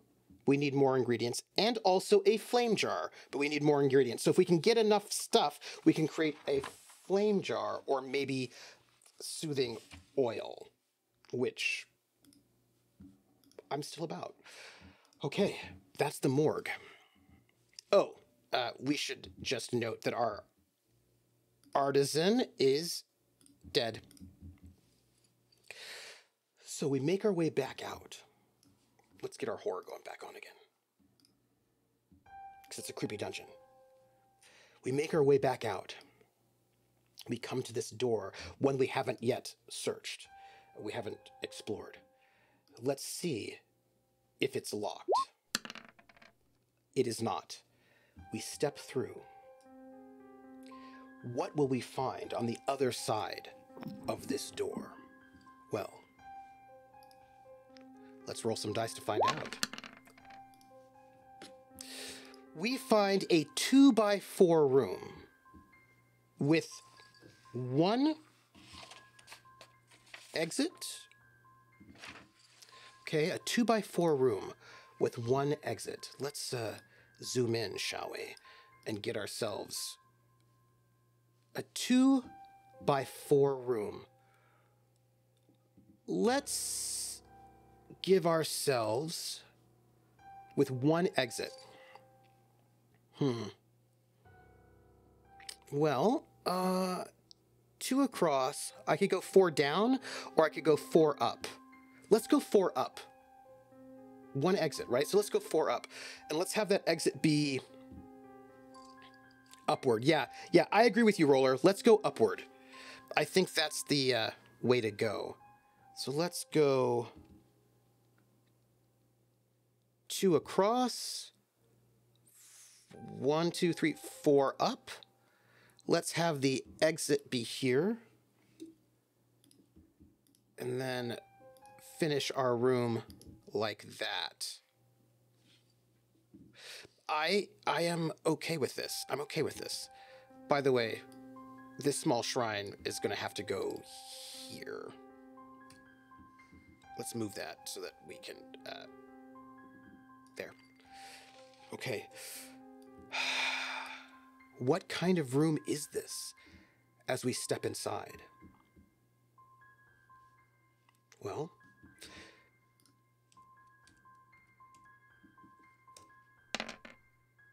this is 2-3. This is a holding cell, an iron-barred cell where prisoners are kept is in one corner, a broken chain on the floor. Roll 1d6. I'm gonna roll 1d6, everybody. Delightful little area. I rolled a 3. On a 1...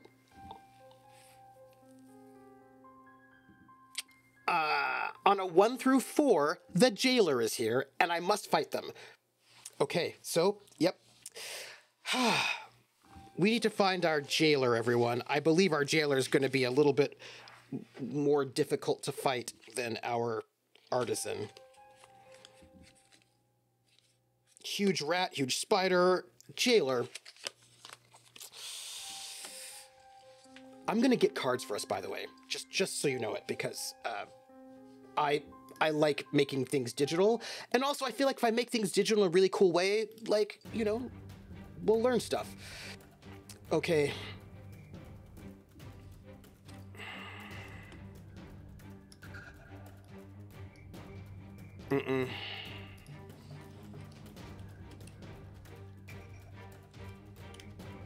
Jailer, everyone. Jailer, 6 hit points.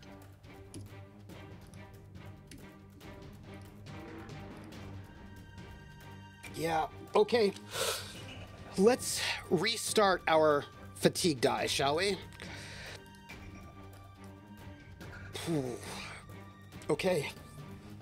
Oh, this is, by the way, I have to write down what this is. It's important. I gotta know what it is. Because this is like, we're making this dungeon and it's also a record of everything we've been through. So this is our,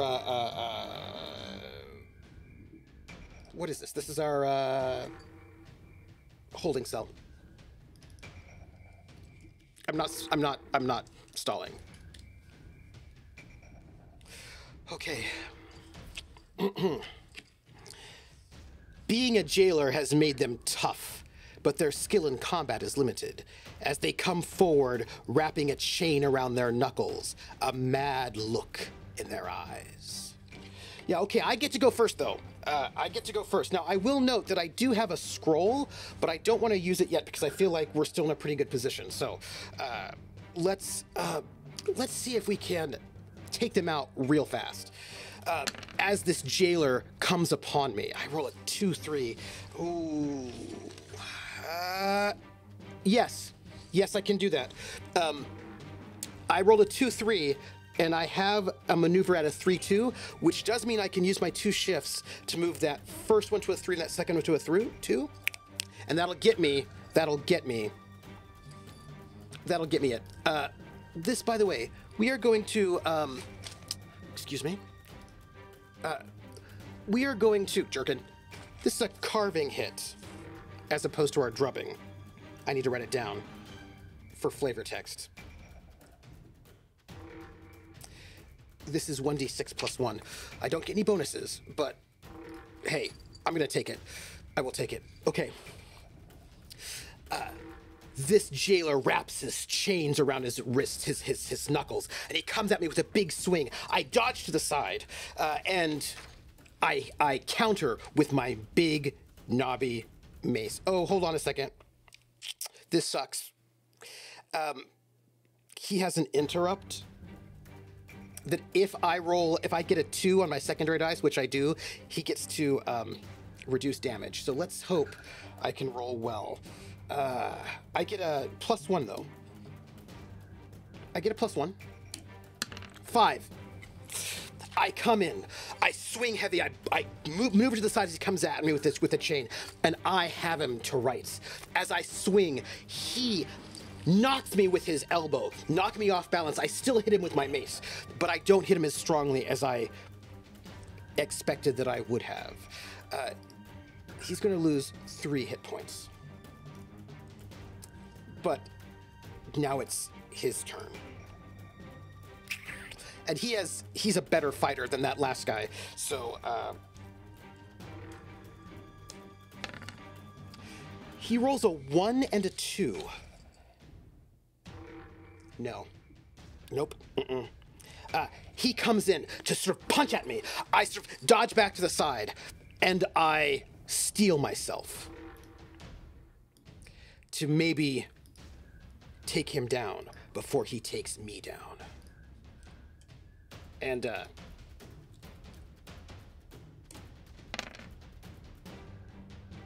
2-3, which is, again,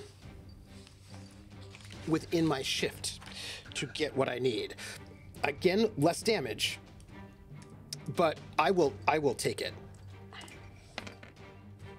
Oh! No.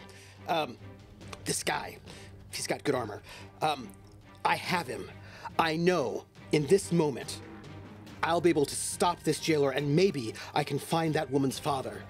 But as I go to swing in, I hit him square in his body, and he laughs. He just laughs.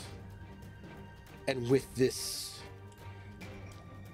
mad look in his eyes, he comes back at me.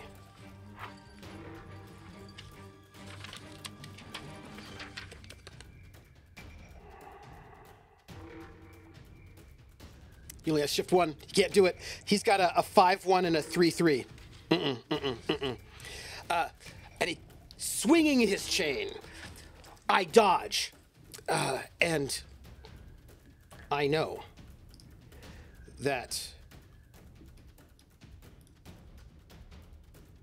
I'll have to end this quickly, lest someone else hear what is happening. By the way, they do have random encounters where that might indeed happen. But not today, Satan. Ooh, a 1 and a 2. Yes, I have the shifts to do it. I can shift that 1 up to a 3. I can do it. I can do it, everybody. 3 damn. Oh! Oh, his defenses are bad. I come in to sort of try to get him in the kidneys. But this fellow is well conditioned. He's probably done a lot of Muay Thai. And as I hit him, he's able to sort of like tighten up his abs and absorb the blow. He does cough up a little bit of blood, but only a little. And that's when I see that this jailer is serious. I think I have it. I think I'll be fine. And as he comes in with his chain. I dodged aside to avoid the blow. But little do I know, he anticipated. Yes, he can get his 3-3. And he comes in. He moves in on the other side and he hits me, but my armor absorbs all of it. And I think we're getting tired. This combat has gone on too long. I have to end it now. Because we've hit 4 rounds, this is our 4th round, there's an extra shift that can be used. I will also note that we are now hitting fatigue. I believe fatigue hits when you hit 4 rounds of combat. I believe that is the case. I want to make, yes. I want to make sure because I'm going to take him down. Oh, there's a song about that. But for fatigue, I just want to let you know it because it is important. Where's my fatigue? Yeah, because dodging becomes less useful in fatigue once you start getting fatigued, which is Yeah. So when you reach 4, which we're now at, you and the enemy gain +1 to your shift. And so on and so forth. It represents your adventure and the enemies becoming tired as they fight and leaving themselves open to attacks and being easier to hit. Yeah, so there is a thing, though, about fatigue, which is you can't use, if I remember correctly, you cannot use movement-based defenses if you're fatigued, because, you know, you're tired now. So I'm going to go and attack him at this moment and try to take him out, because I don't want this to go on. Like, I don't want it, you know. A 6 and a 4. Absolutely. I can shift down 2, make that a 6 and a... I don't even have to shift down... Wait. That's exact. I'm a 6-4, everybody. That's an exact hit. Which means I get to roll 1d6. Not a crit, but an exact hit. 1d6 plus 5. 11. 11. I play with you, and then I murder you. Yeah. So I take my mace, my big knobby mace, and after sort of like holding off his blows, I know I cannot let this go any further. It is time for a drubbing. And with one big overhand smash, I slam the mace downwards, and there is yet again melon pulp everywhere. And I think maybe indeed that god of pulp may be perhaps something I should look into a bit more seriously in the future. Perhaps. Gallagher, yes, this is Gallagher Testaklees. And I will note that this creature is worth 10 XP, so I'm now at 15 XP. I'll just note it. And I do get some treasure. I get some treasure as well. What do I have? I've got, oh, combat's over. We're good. Combat's done. Ooh, okay, I just walloped it with my knobby mace. I, get to roll on the pouch table. I should keep that pouch table up. It seems very, very useful, I believe. Let me just go through his body, shall we? If you don't mind, I'm just gonna go through his body, see if there's any kind of interesting things on his person, because who doesn't want, you know, just a loot table. 23 pouches. Oh, by the way, I'm gonna have to take their pouches as well. I have to take his pouch. I need pouches so I can keep things safe. Let's roll on our pouch table. 2d6. A 5. There are some dried pumpkin seeds in the pouch. Dried pumpkin seeds. He doesn't have any... Oh, wait, no, I'm sorry. I roll +1, so that's actually, it's a 6. It's a 6. Hold on. Oh, I get some silver coins. I get, how much silver? No pumpkin seeds, but I get, 2 silver coins. Okay, not bad. Not bad. But you do know that we are not, done with this situation. Let me add to my silver coins. Also, for the record, I have 2 more pouches, and I need to note that because if you have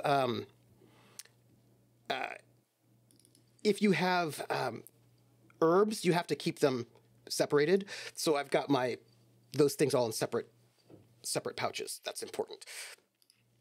But we're not done. We're not done with this room.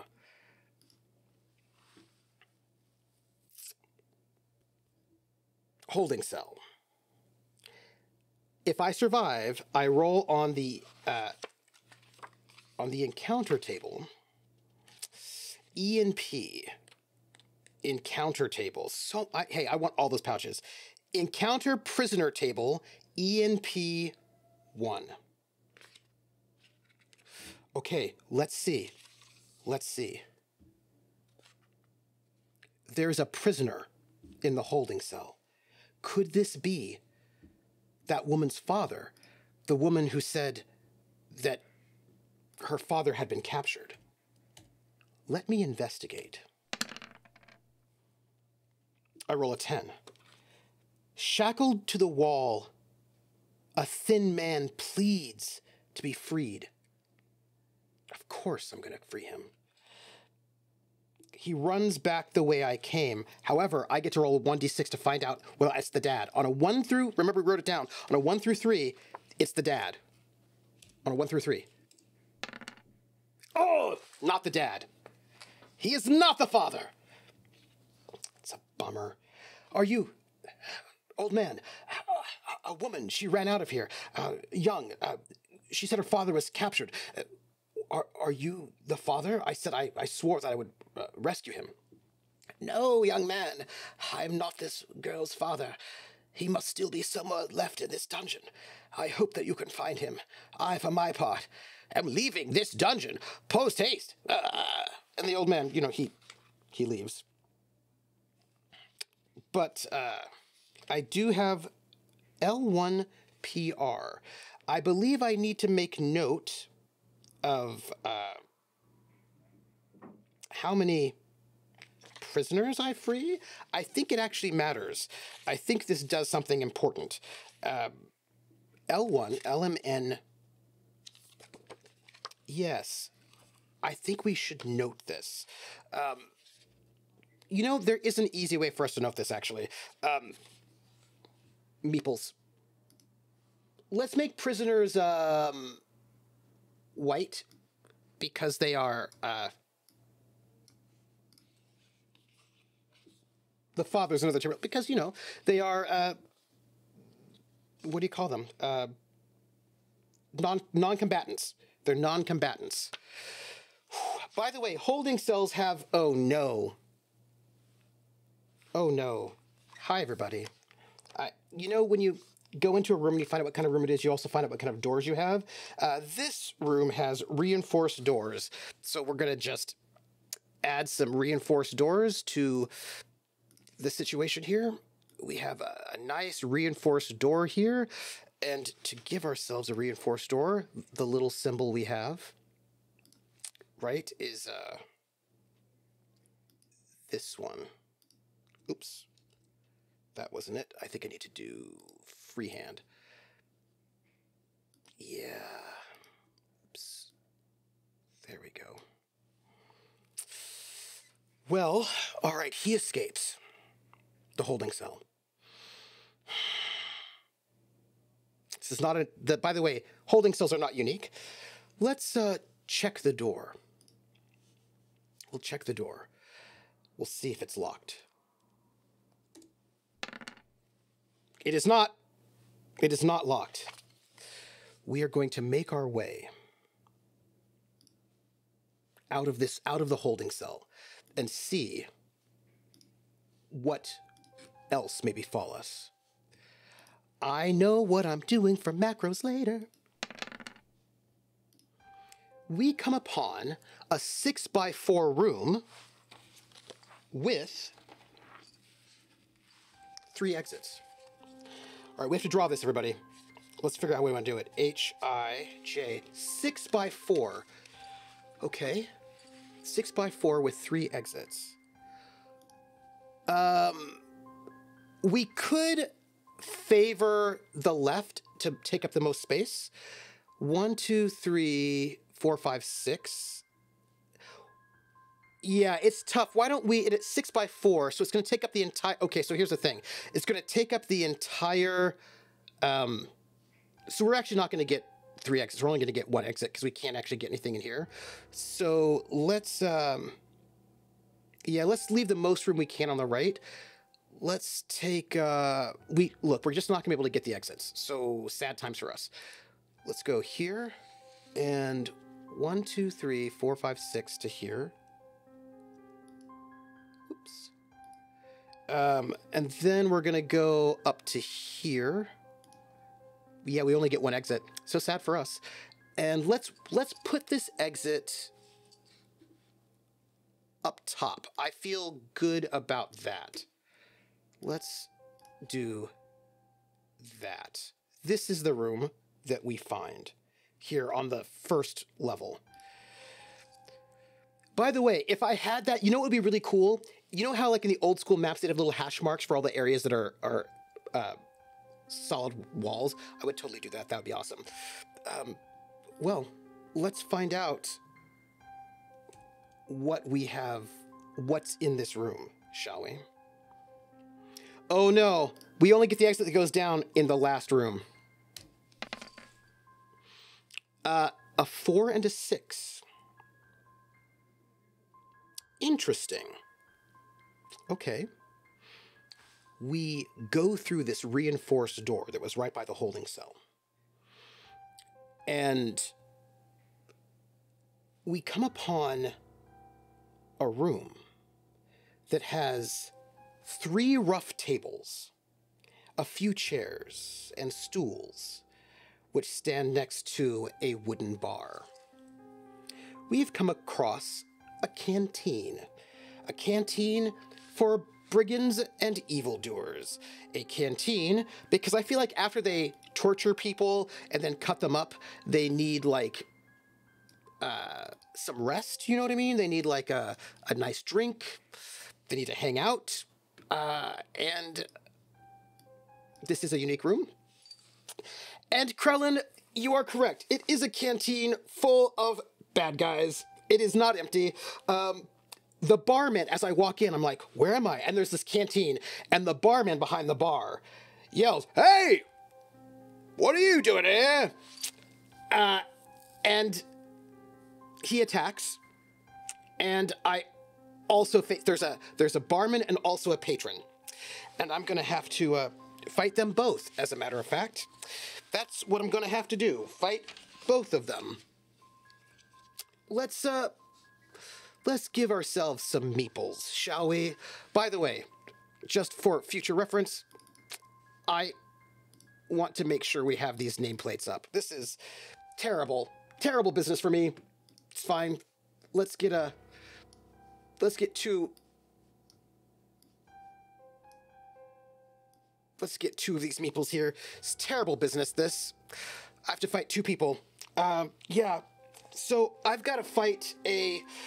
Oh, my goodness. A laborer. And a patron. Okay, so our laborer... Oh, I'm really excited about digitizing these, by the way. Or making, like, kind of weird character sheets. And a... I suppose this is going to be 2 patrons? 2 laborers, as I think this is what this is going to be. Oh, no. All right, that's fine. It's fine. Yeah. 2 laborers, everybody. It's fine. It's fine. It's going to be okay. Is it going to be okay? I don't know. Maybe it will, maybe it won't. Let's say barman. And that barman has 4. Yeah, it might be okay. 4 XP. Hey, by the way... Yeah, no, I'm good. I'm good with XP. This person here is the patron. And they also have 4 XP. So I might be okay. I don't know if I'm gonna, you know what? I'm totally gonna be okay. I've got like a magic potion. I've got, we're okay.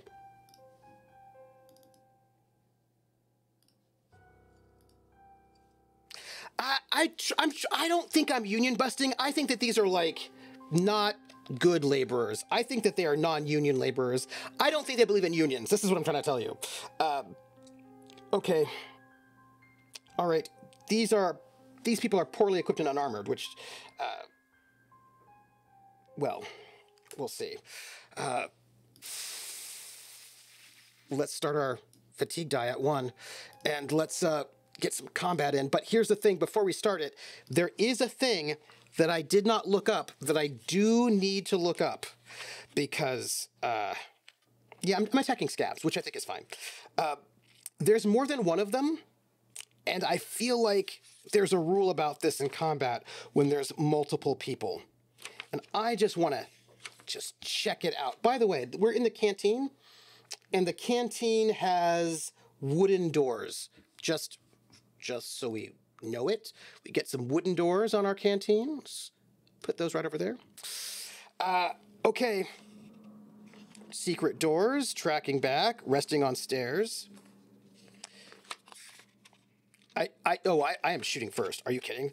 Absolutely. Shifting dice for monsters. Missing. Mishaps. Prime attack rolls. Armor deflection. Armor dice sets. Combat round 7 onwards if you get there. Multiple creatures. Here we go. Sometimes there'll be more than one opponent to fight in a room. In such a situation, you attack first, and then the creatures take their attacks in turn. There is naturally a higher chance of being hit, and the rounds take longer, so you decide the order of enemies' attacks. Your armor can deflect damage from all attacks, and fatigue die adjustments apply to all combatants. Keep track of their HP. Okay, well, they're gonna just, okay.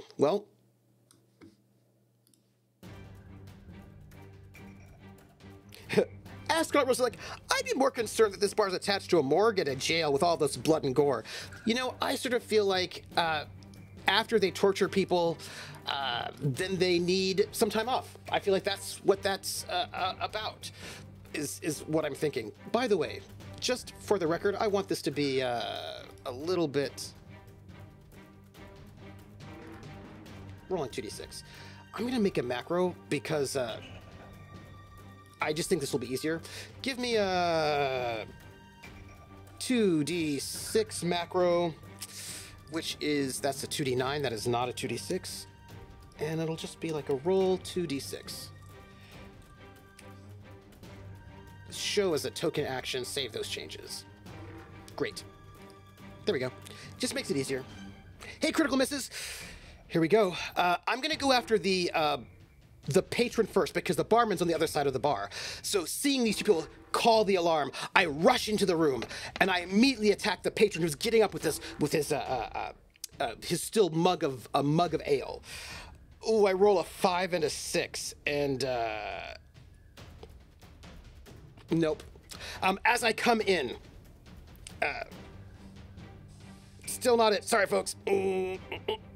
I come in with my mace to come after this patron. The patron throws his beer in my face, and I'm sort of startled backwards. And unfortunately, they come after me now. He rolls a 1 and a 3. He needs a 2 and a 5. Nope. He comes at me trying to smash his big beer stein right on top of me. I dodge out of the way, but then the barman jumps over the bar and tries to hit me with like a bunch of beer coasters. Starts trying to throw these beer coasters at me. He cannot hit me because there are a lot of people there, though, and it's all a little bit distressing, but nonetheless, I do not hit people in their head and murder them for nothing. Hey, critical misses, I'm having a lovely time. Wait, I thought Wait a minute. I updated my commands. That is ridiculous. Hold on a second. I updated them just today. Wait. Submit there. Submit there. Oh, I will not have wrong commands. I won't have it. Give me a second. Fixing it. Yeah.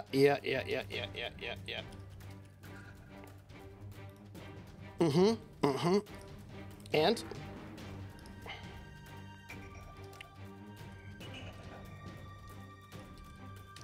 Fixed. Fixed. Coasters are not ninja stars, so I'm afraid he's going to have to suffer as I attack him.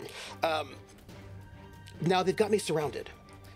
These two brigands drinking in the bar, perhaps a little drunk as a matter of fact, but I will murder them for great justice. I roll a 4 and a 4. And I need a 6 and a 4, and I have it. I have the shift for it. So, with them both surrounding me. By the way, let me see if they have any defenses. They do, but those defenses are on 2s, not on 4s. I have them both on either side. This is no good. I duck out of the way. Like as the patron comes at me, I slide out of the way, and I as he passes by me, I swing my knobby mace right in the lower back, right in his spine. Because who doesn't want to attack somebody in the spine? I feel like that's the thing that we all want to do, personally, and as I move my mace right back into his spine, there is a sickening crunch as I completely destroy his spine, and he crumples like a sack of potatoes. Dead, by the way. He's just writhing in agony and has the internal bleeding that is not going to go well for him. That said, as I am smashing this first one, the bartender, the barkeep, 2-5? Nope. Decides that maybe coasters are not the way to go. Picks up the bar stool, throws it at me. I dodge out of the way, and I laugh because I'm a hero, and heroes always laugh as they go and just murder people with great violence. Because that's what heroes do. They just murder people. I roll a 3 and a 6. Nope. I come back with my mace to try to stop these brigands who attack the surface. But this barkeep picks up another stool and is able to like hold me off and decides that yes, but fatigue won't give you shifts until we hit 4, and we're still only in 3. But we're getting there. He sort of picks up, he's already thrown a stool at me. He's going to sort of grab just a number of beer steins, just starts throwing them at me. And now we go into round 4, and now we're going to get a shift. As I dodge beer stein after beer stein,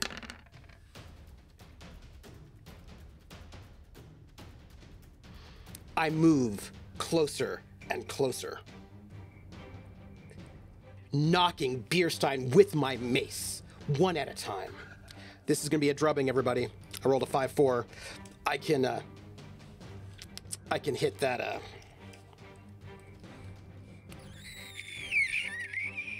1d6 plus 2. And as he throws these beer steins at me and I deflect them with my mace, getting closer and closer, I get right up into his face. And I smash him in the head. And there's this terrible... I'm really bad for spines, as a matter of fact, actually. Not mine, his, and everybody else's spines, really. And as I just hit him twice, I crack his skull multiple times. And I think to myself, I'm glad to know that I, Testaklees, am a hero. That I was able to survive, not die, in this moment.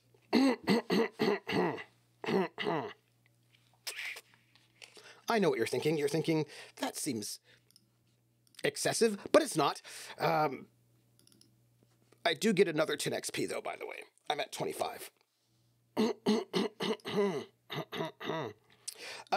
Why don't we look through their pouches? Why don't we? I feel like seeing what they...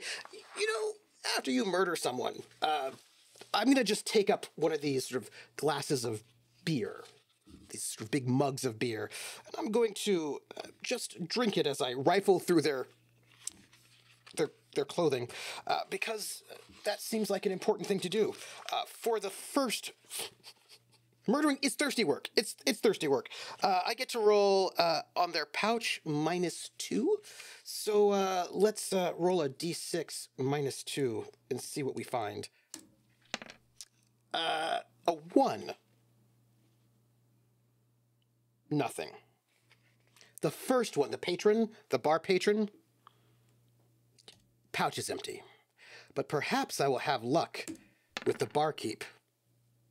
No.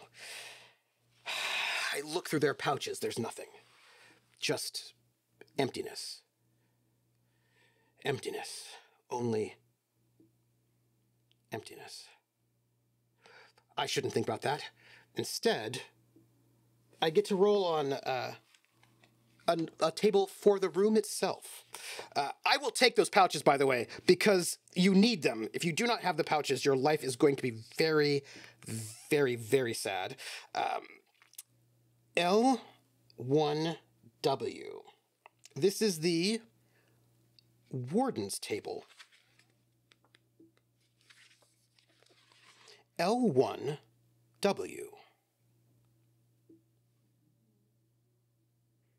All right. L1W. 1d6. Oh. Uh-huh. Yeah, okay.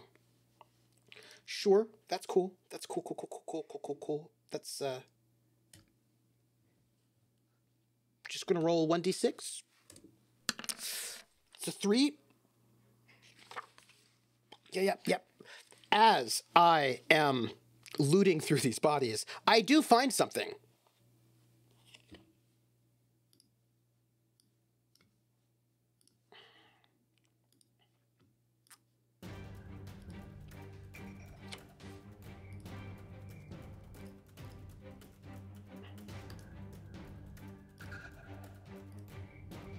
I find a jailer who, attracted by the noise, comes in to see what is happening, which means this fight has begun again.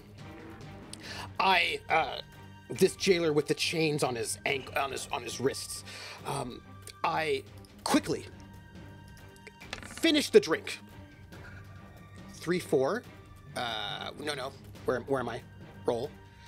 I roll a 3 to 4. It says 5 and 1, but it's a 3 to 4, which is enough for my carving attack, which is a 1d6 plus 1.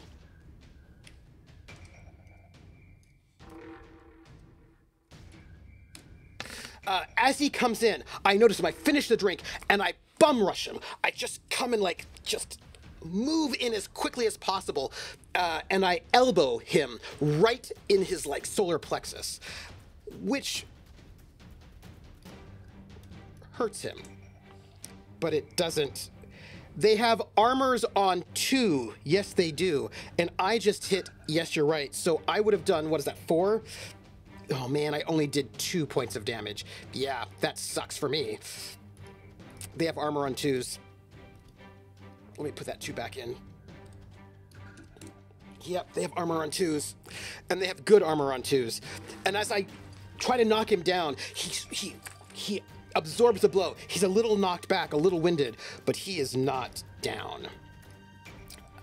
Almost immediately, he fires back. Oh, everybody, point of order. He rolled a double 1. A double 1, when bad guys do it, is a mishap.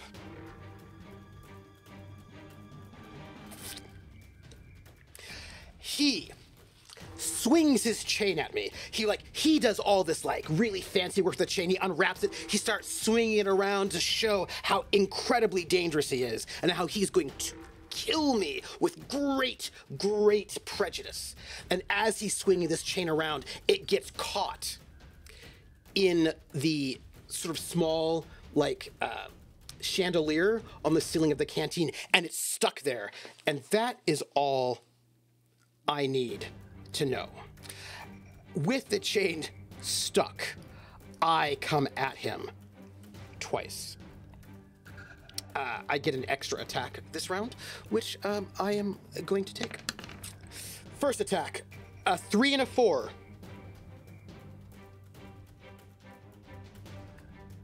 Yes. Carving attack. I sort of move in. This will be a 1d6 plus 1. Yes.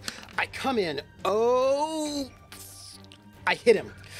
He doesn't go down, but there's a sickening crunch in his rib cage as he's still desperately trying to sort of take these. Let me take 3 points of damage off of him right now, as he's trying to sort of pull his chain off of this chandelier, but still distracted. I'm able to swing again.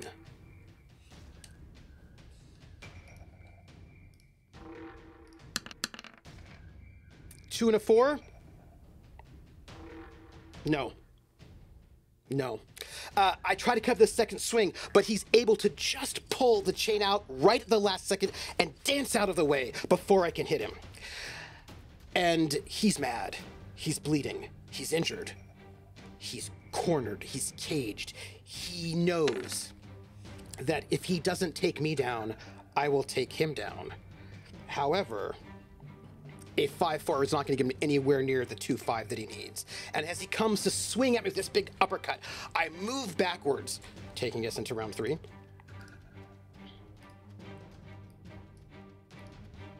And return the favor. But rather than a chain, I return the favor with a mace. 2-6 is no good. I swing at him, but I slip on some of the beer that spilled upon the floor, and I miss him as he sort of backs out of the way. And he himself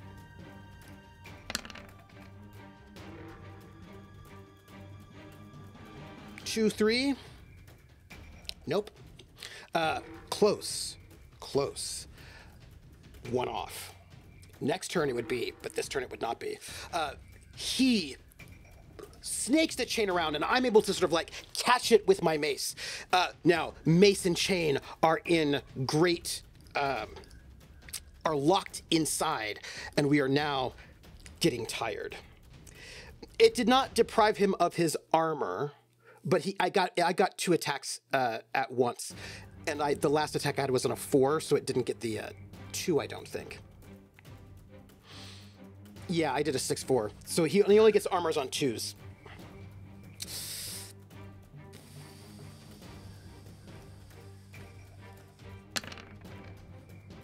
5-4? No, I shifted the 5 up to a 6, so I could get a 6-4. Right? Oh no, you're right. He's down to he's at 3. But I will shift up 6-4 for a drubbing. No armor there. Is that bad of me? No, I don't think it is. But now, his chain is wrapped around. No, I do. Thank you. I appreciate it. His chain is wrapped around my mace. He's holding on. I'm holding on tight. And I just rip the chain out of his hand. And my mace, with his chain dangling off it, I swing it. And then with one massive drubbing, I just collapse his head into a spray of fine mist. And he, too, is dead. Out of breath, tired. There's only one thing I can think of at this moment. Is it beer? No. Is it more XP? Perhaps. It is searching his pockets, is what it is. Because if you cannot search his pockets, I don't... you get a drubbing, and you get a drubbing, and you get a drubbing. It is looting the body, of course. Let me see what he has in his pouch. I'm getting 3 pouches out of this, by the way. Let me roll my 2d6 and see what we get. We get, this is, by the way, 2d6 minus 2, a 9. Some coins. We're going to get, he's the one who had money. Well, he did have money, but no longer. Let's just take his money. We get d6 plus 2 silver coins. 6, so we're at 18 silver coins. Oh man. By the way, I can't wait to, and we also get 1d6 of gold coins, which I feel like that'll be really important. 2, okay. We have 5 gold coins, 18 silver coins. And also for the record, pouches are important. We have 1, 2, 3, we have 5 pouches.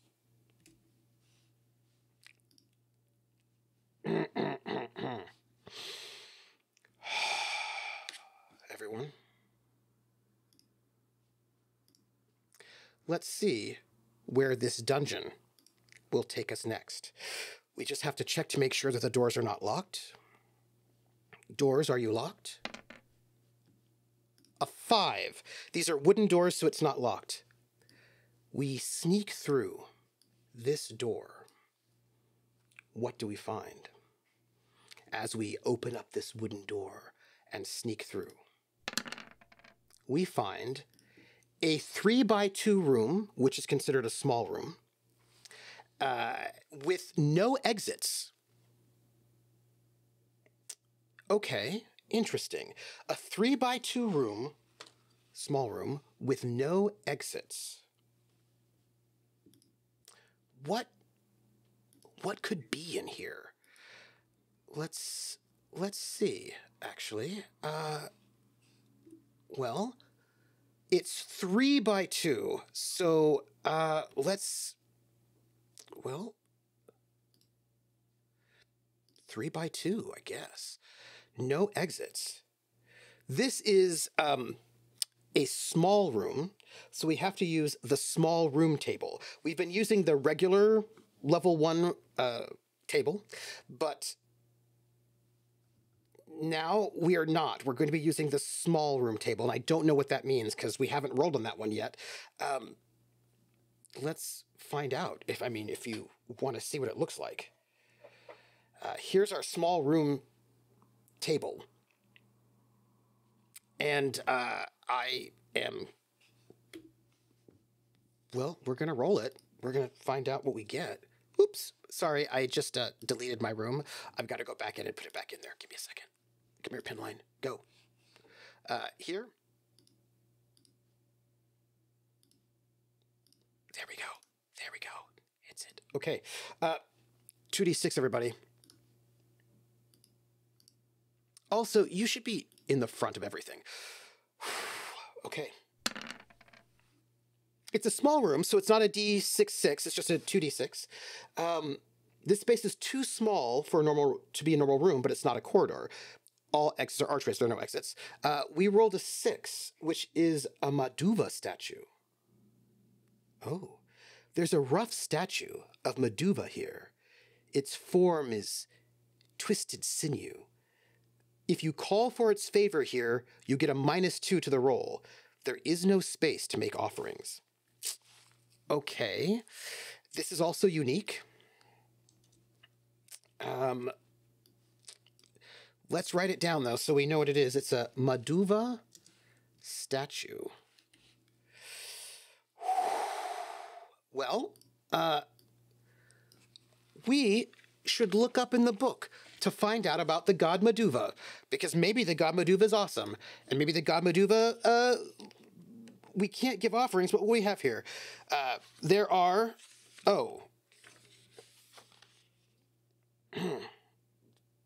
this one, there are 6 gods. This one is Maduva the Wrought. Favorite items, bone, ash, leather, teeth, fangs, wishbone, or an emerald. And Maduva is of the past and feeds upon the many dead animals beneath the surface. So we could get a favor. We should do it. Maduva is rot.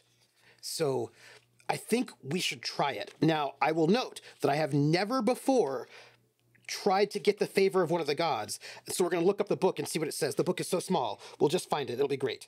I mean, I don't... Oh, hey, there's a little rule here that I didn't notice. This is fun times. Fearful momentum. If you are fighting multiple creatures and kill a creature in the first round of combat, which I don't think I did, you gain momentum that strikes fear into your next opponent. For your next combat round, for combat round 2 only, you get +2 shift. As your sudden wild frenzy makes the surviving enemy cower or hesitate, which feel pretty good about that. So we're going to note that one, but the power of the gods, shall we? Calling for favor. You may call for favor from the gods at any time. You might thrust your arms up high or whisper under your breath for their assistance, or driven by peril or desperation to call for the favor of the gods at a particular time in your adventure. As mentioned earlier, as long as you have 1 favor point with a god, which I do not think I do, you may call for their favor with a d6 favor roll. If you roll equal to or below the total favor points you have with that god, you have gained their favor and are gifted 1 reward. This reward will assist your adventurer in a difficult situation. There are some items that grant you -1 to your favor roll, which means it is possible to roll below a 1. When you roll below 1, the god appears and grants a gift in addition to a favor, which is detailed for the god. You can get a bunch of different things for your favors. Calling for a favor happens instantly and, if used in combat, does not take up your round. Some rare items often permanent favor. The same is great. You may only call upon the favor of a god once per level, unless an item you possessed allows otherwise. Items that do so are rare. You may only use a god-dedicated space on the map once, and only to gain. You may also only use a god-dedicated space on the map once and only to gain 1 favor point. When you unsuccessfully call for favor, you retain your favor points. Okay, so it looks like the power of the gods. The subterranean gods are not evil or good, but are loyal to their elemental substance, meaning the favors they bestow on their followers may be used for all manner of purposes. You can call upon the power of a god at any time as long as you have their favor. Favor means you have at least 1 favor point, box ticked to the god's name. You can earn favor points at particular times during the game. When this happens, tick off a box. So this says, by the way, this Maduva statue, there is a rough statue here. If you call for its favor here, you get a, but I don't have a favor point. So I don't think I can do it because I don't have any favor points.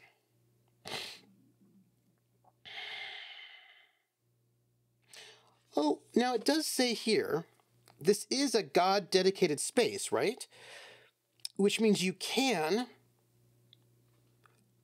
Yeah, I don't think you get a favor point. I think I can perhaps get a favor point. So, okay, we're going to see if we can get a favor point with Maduva. We're going to roll 1d6 -2. And, oh, actually, it says you may also only use a god-dedicated space on the map once and only to gain 1 favor point. So I think I can probably just use this space to get a favor point. That's what it feels like to me. That I can get a favor point to Maduva this one time that I can then use later. Yes. Yes. Okay. People, we're going to gain our favor point. Let us mark this officially. Maduva the Rot. Yep. We're going to get a favor point. We'll just make this an X. We now have one favor point with Maduva the Rot. Okay. Yes. That's how I read that. If you have a space dedicated to that god, you can use it to get a favor point, which I am going to do because I would like to maybe later be able to,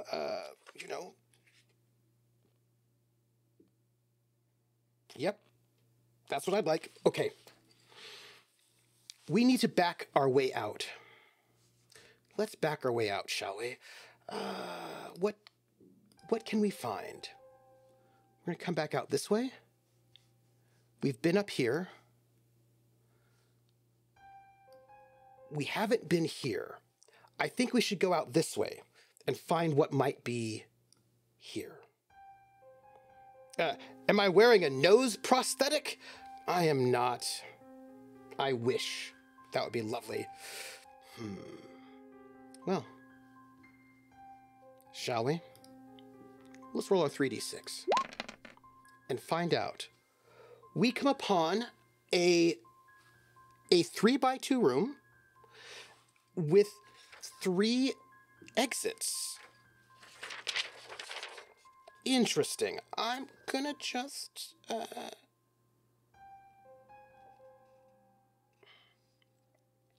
Interesting. Okay, well, it's a 3x2 room.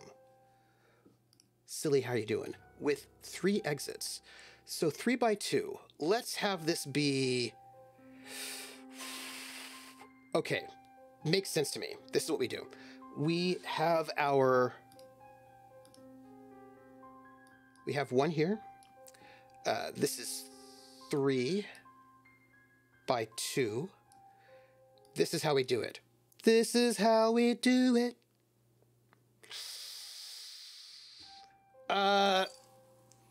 So one of the, here's how we do it. One of the exits goes back to this place here, right? That's clear there. That's one of them.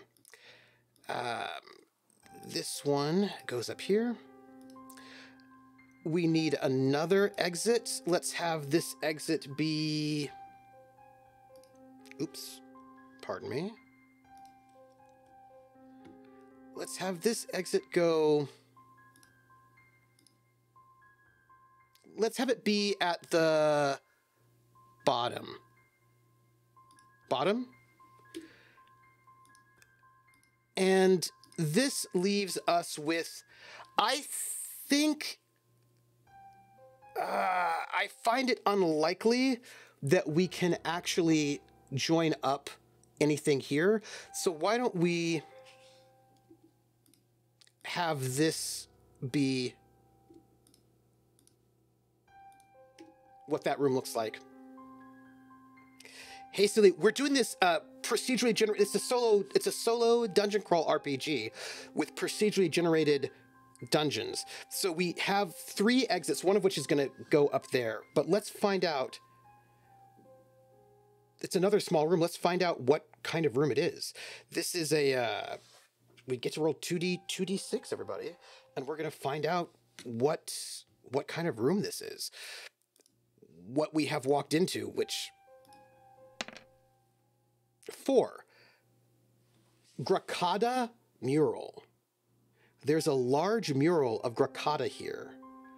Oh, by the way, small room, which means all of the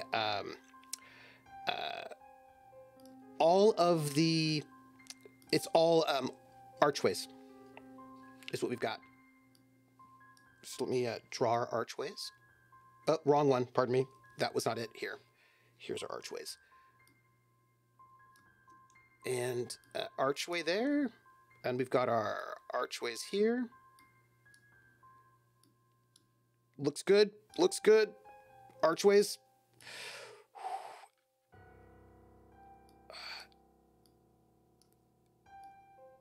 let's see. Okay. This is a Grakata mural. There's a large mural of Grakata here. Her old face smiles at you. If you call for her favor here, -2 to the roll. There is no space to make offerings. So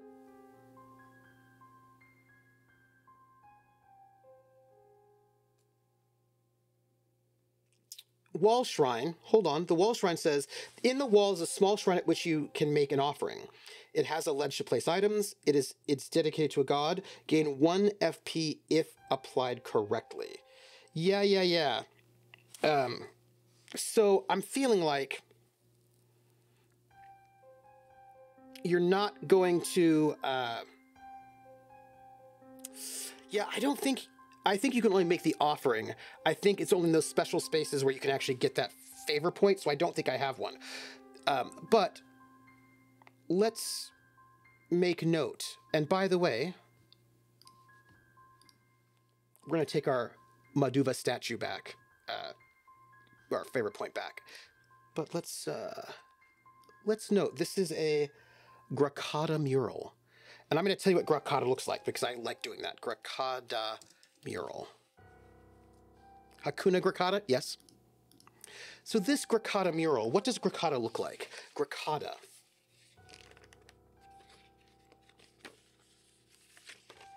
A big mural of Grakata. Grakata, the core. Grakata is of the earth and the rocks. She exists in the soil, drawing upon the elements. She favors stone and rock, earth, sand, coal, forged metal, and diamonds.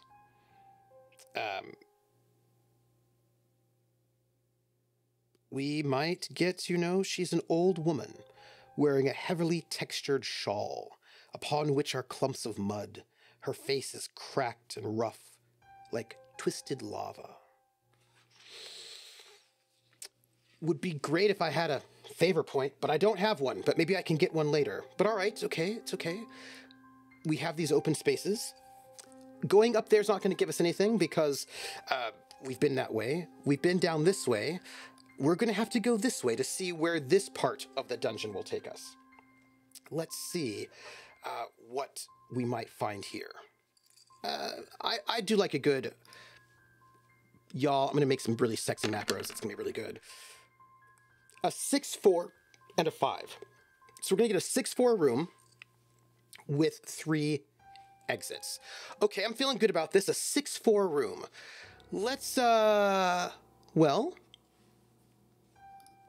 6-4, huh? Oops.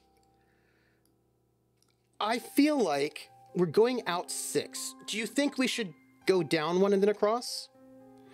I think these little things are good because -2 in the roll is actually good. Yes, because you get a gift if you roll. Yes, that's exactly right. So those little rooms are really good, and we can know them for later if we find something useful. By the way, I believe we're allowed to leave the dungeon once per level and come back, which means, hold on, I believe there is a way to, if we, only once per level you can leave. You've got to find a secret door, and if you do, oh hey, I just found a table. At certain points in the adventure, you will encounter prisoners, and you may be able to liberate them. These opportunities will be, right, I gotta encounter a prisoner table, right? Liberated prisoners escape the dungeon and head to freedom on the surface. Mark a tally on the liberated prisoners box on the character sheet. Whenever you return to town, roll on the liberating prisoners table for each liberated prisoner, and then erase the tally from the box. This is good. This is good. I think you should go 2 down. Okay, I'm with you. So leaving the dungeon, you can leave the dungeon at any time and on any level. Heading back through the main entrance of the dungeon is not an option, as it may alert the residents to your presence. You must find a ventilation shaft hidden in the dungeon to serve as an escape route to the surface. To leave, you must be in a room that abuts the outer boundary of the level, and you must encounter the room before you can begin your search. Roll d6 for each square adjoining the table, right? And so you have to find a hatch. And then if you do, you can only leave once per level.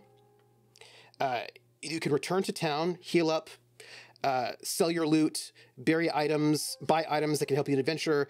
You can also remove soaked and bloodied statuses. You can go to temples. I believe you can go to the tavern, you can go to the temple, and I believe with the temple, you can gain a favor point. So before we finish this level 1, we should go back to town, get a favor point, and come back in if we need them. So I think that's what we need. So let's go 2 down. I think that's a good idea. If we go 2 down, we're like, what, 6, 4? So this is 2 down here. 1, 2, 3, 4, 5. Let's see. 1, 2, 3, 4, 5, 6. That's going to give us, and we have three exits. We're going to have 1 there and 1 there. And we go up 4. 1, 2, 3, 4. So that's this room here and right here. And we have 3 exits, which I think is going to be pretty easy to do, right? So we're going to start here. We'll go down here, come across. This will connect up there, which I think is awesome. Come up here. That's great. So we're going to need a door for this room here. I'm feeling like we should have the exit there. I think it's pretty fine. Come up out here, up there. So here's my big question. Where do we want the north exit in this room? We could have it far to the east. What do you all think? I want to put the next exit in this room somewhere, but I don't know where we should put it. That's exactly why I said to go 2 down. Yeah. Do you think we should put it on the far western side of this room or on the far eastern side of this room? Middle left? I'm into it. All right, let's go here, up, exit, here, here, and here. Now, I'm going to tell you something, by the way. What I would really like is, I would really like to be able to color in the spaces that we're not using with like a brush. That would be really fun. Or like hash marks. Middle left. Oh, you're right. I see yes, I see you. This is, well, I hope we'll be fine. Let's find out what room this is. This is those are large rooms. I just need a regular sized room.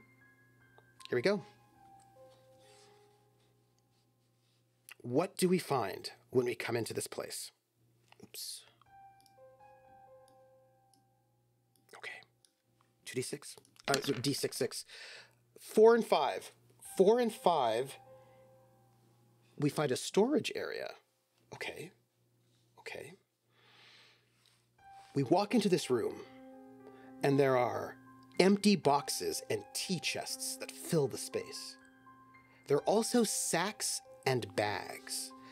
I am going to just let you all know for the record, I feel really good about coming into a storage area. I feel like there's like goodness here. That's how I'm feeling. Okay, storage area. Roll a d6. Roll a d6. I can do that. That's not even a problem. Let's just roll a d6. A 6. Is that good or bad? On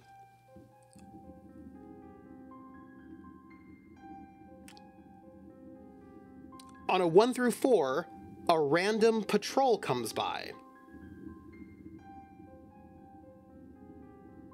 Which we didn't get it. So there are archways in this area.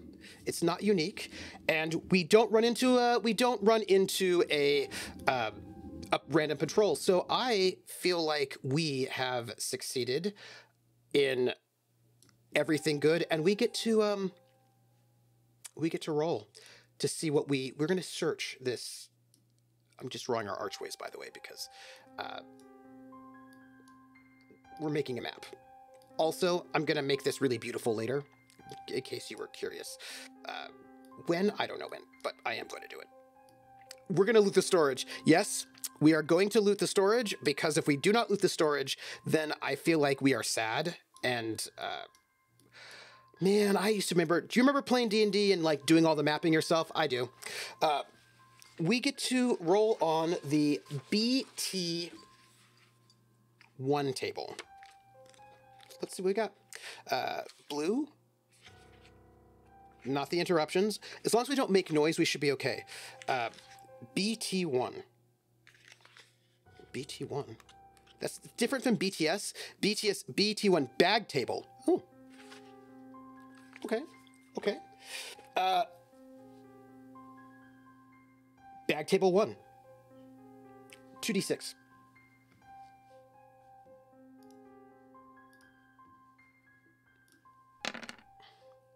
We roll a 10. We roll a 10. What is a 10? You own the digital silly mythical. I did a test run of this like last month to see if I could run this on stream.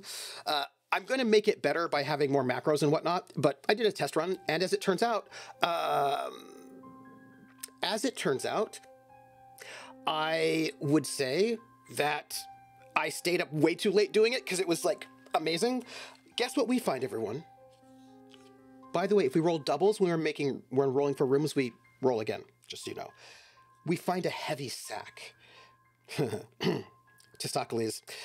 The sack contains a silk cloak and leather gloves worth a lot of money, a throwing knife, and a potion. People, we just found a silk cloak and leather gloves, a throwing knife, and a potion. I need you to know that I'm very, very happy right now that everything in my life is good. There is nothing bad. I'm going to just check if any of these things are armor. Jerkin, paddock, tunic, cloak, mantle, jacket, bracers, buckler, shield, platelets, coif, bracers, helmet, gauntlets, jacket. Okay, so none of these are armor, but we can sell them. I got the layers in the haunted house expansion too. Yes. Oh, also, you didn't see it, but the physical version comes with cards for all of your encounters, and it's pretty amazing. And in case you want to know, right now, I believe, I don't know, there's another Kickstarter for Realms, which is like for hex crawling, and I don't think that Kickstarter's finished yet. So they do have a Kickstarter going on, which will get you their hex crawl version of this, which I'm very excited about. Yeah. Okay. So by the way, let's just get rid of our favor point for that goddess. But why don't we, note the things we just got, because I'm very, very excited. So we got a silk cloak and leather gloves. That's very nice. I'll write that down. Silk cloak and leather gloves. And this is worth, by the way, let's roll for it. Silk cloak and leather gloves, which is worth 46 plus. Oh my gosh. Hey, everybody. I don't want to alert you or alarm you, but we found a silk cloak and leather gloves that is worth 48 silver coins. I am feeling so good about this right now. Just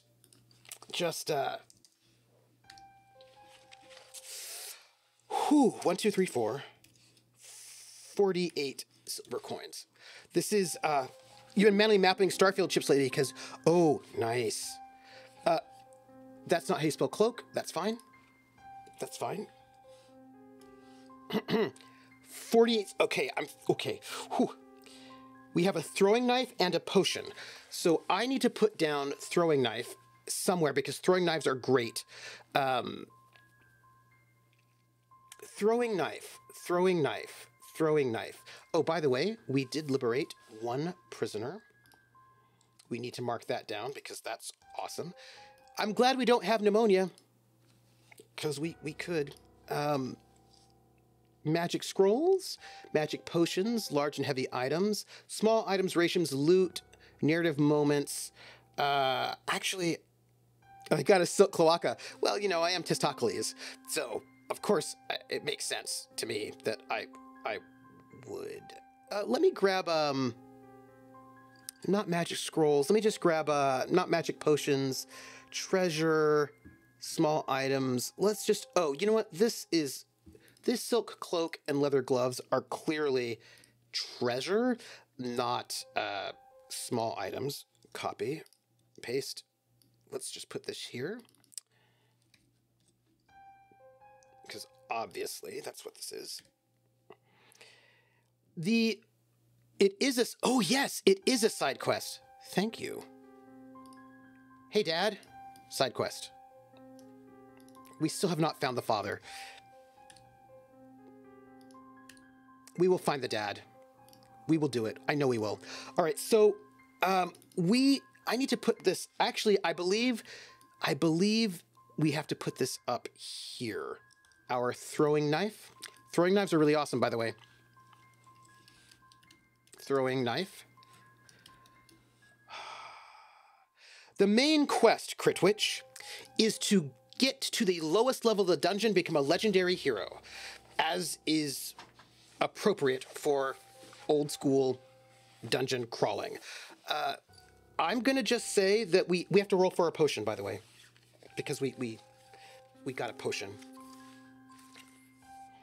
Obviously, I want a computer version of this that runs the rules for me and has manual map creation tools. Yeah, that would be amazing. So page 16. Although there's something very old school about just doing it yourself. We need a potion. Let's go and roll a d6, shall we? What do we get? We get a 6, which is a potion of shield aura. Ooh. Y'all, we got a potion of shield aura.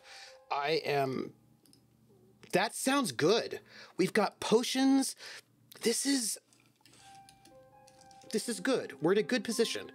Testaklees is feeling mighty fine. Feeling mighty fine. Where is our, there's our book. We have the potions. Tavern exploits, herbalists, legendary rewards. I just want to know. Herbal remedies. That's nice.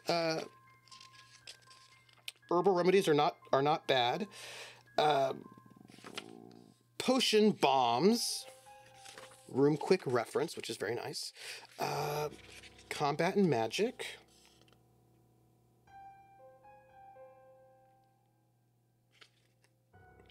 Oh, yeah, choose your own adventure, absolutely. I just want to check what the potion of shield aura does, because I feel like that might be an interesting thing to note. There are also gems, by the way, in this space. Scrolls. It's probably the other book. Leveling up. Generating rooms. I think it's in the other book. The tables, because that is where they put everything, which is what makes sense. Meat. Cannibalism. Okay, just note meat and cannibalism. Just noting there's meat, but it's not good. Cannibalism is not actually good and healthy for you. It's bad. I would not recommend it. I wouldn't recommend it. Using potion bomb. Using magic potions, 29. Using magic potions.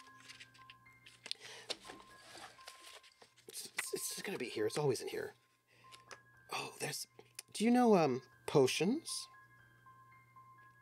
Potions. Feeling very German. It's a moment. Potions. Potions table. 16. I would recommend potion.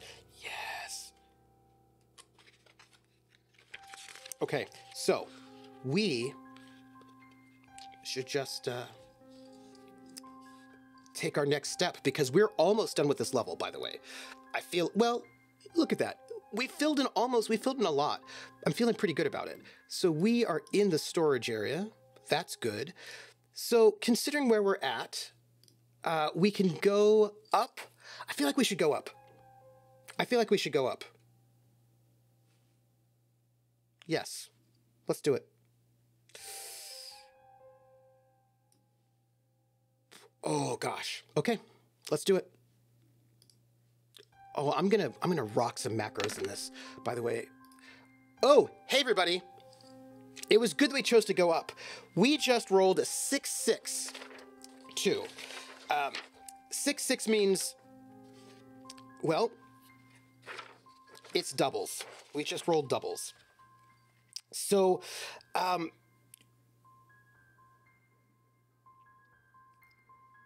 because they're 6-6s, we don't increase the size of the room, but they are 6-6s.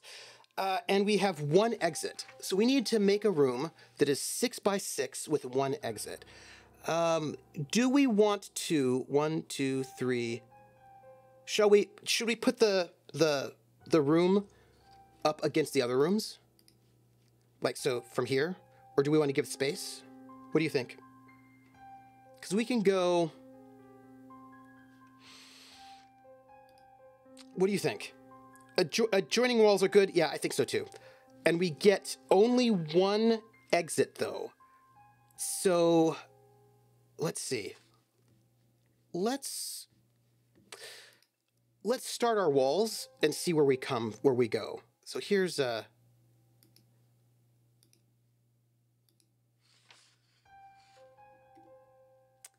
that's 3. 1, 2, 3, 4, 5, 6. So here's the big question that we have, by the way, and I need all of your thoughts on this one for our map makers. We can only have one exit, and it's not the one you entered in. One in addition, and it cannot be in the same wall. So we can either place the exit up on this north wall or on the east wall. I feel like the east wall is the wiser choice, but what do you all think? 1, 2, 3, 4, 5, 6. Yeah, it's no additional exits, yeah. So what do you think? I feel like the east wall seems safer to me. 1, 2, 3, 4, 5, 6. We're going to be coming in here, but oops, sorry.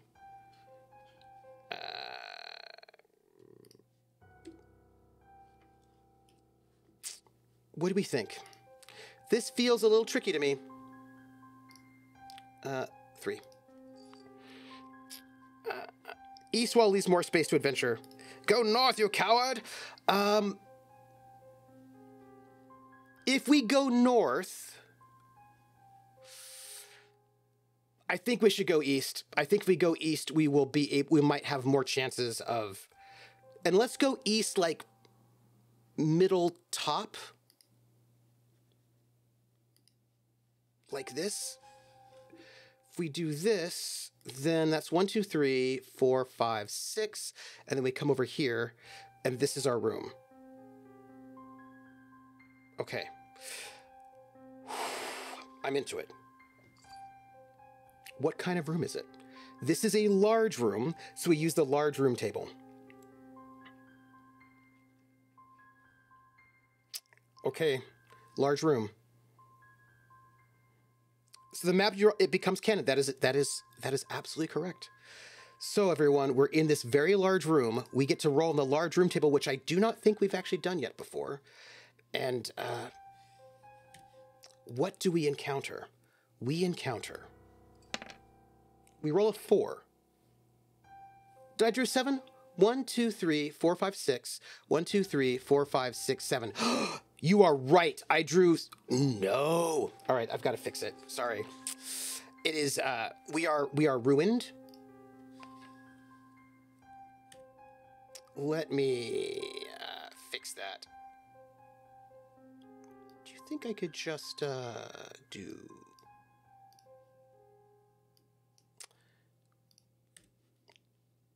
Okay. Let me fix it. 1, 2, 3, 4. You're right. I did. Let's do that, and then that. Thank you, by the way, y'all. I appreciate that. 1, 2, 3, 4, 5, 6 across. Okay. Thank you. So we walk into this large room, and it has, by the way, wooden doors.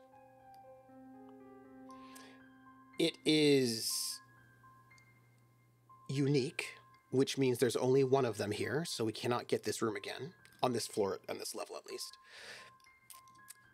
We walk into this place, and what we see is a big, wide open room with a bunch of tables and benches pushed to one side, abandoned, and a bunch of chairs stacked around the edges of the room, dusty, cold. We come across an old mess hall.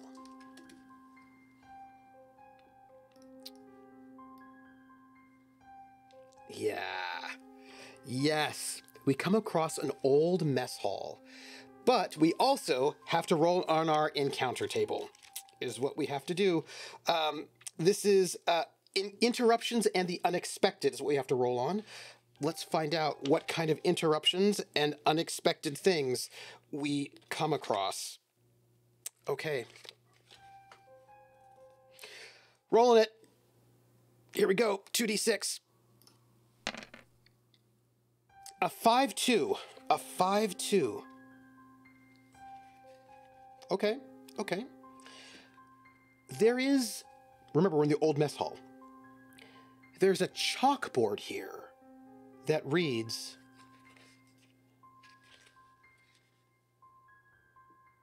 Krelos the Cleric is delivering the package today. We get a new quest, the Krelos quest. If you encounter a dark cleric, roll d6. On a 1 through 3, the cleric is Krelos. And if you defeat him, you find a package containing a piece of armor on his person. Ooh. The mess hall's going to mess you up. Hey, everybody, we have a side quest. And I'm going to... I'm very excited that we might get armor. Like another piece of armor, because we only have the jerkin. Because, you know, jerkin. Side quest, father quest. Let's fix this, shall we? Father quest...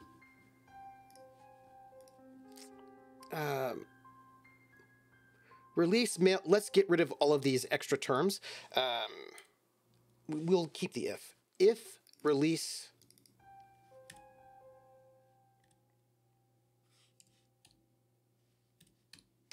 male prisoner. We're getting rid of all the unnecessary words. Gherkin. Male prisoner. D6. Roll D6. We need to do it. 1 to 3. Is dad. We'll just is dad. And we get 10 gold coins. And then we also have the, I'm going to copy this. And just for space purposes, we'll put it in our narrative moments just because we need time. And this is a creepy dark cleric. Always gets himself into pickles. I see you. I see you. This is the Krelos. Not Krellin, but the Krelos quest. If defeat a dark cleric,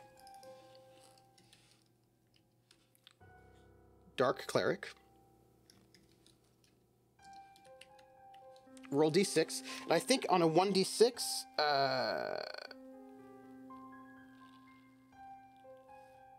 on a 1 to 3, we get armor, art 2. We get... I'll be an evil cleric, that's fine. If you don't mind. We get armor, which is art 1, it looks like. Art 1? No, art 2. Ooh, we get an art 2 table. Nice. Cool. Okay. All right. Okay. Let's go back. So there we are in this old mess hall. And we see this chalkboard, and we know that there's a dark cleric about. Let's see if we can go through this door and see if it's locked or not. A 4? Wooden doors are not locked on a 4. So let's go through. Got to go to bed. See ya, Max.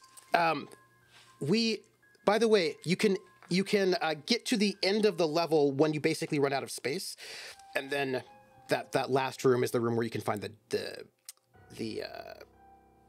stairs downward. So let's find out what we have encountered. Oh, a 112. A 112. Well, that's doubles. Hold on, that's doubles. Whenever you roll doubles, you roll again. So that's important. So we roll a 1-1.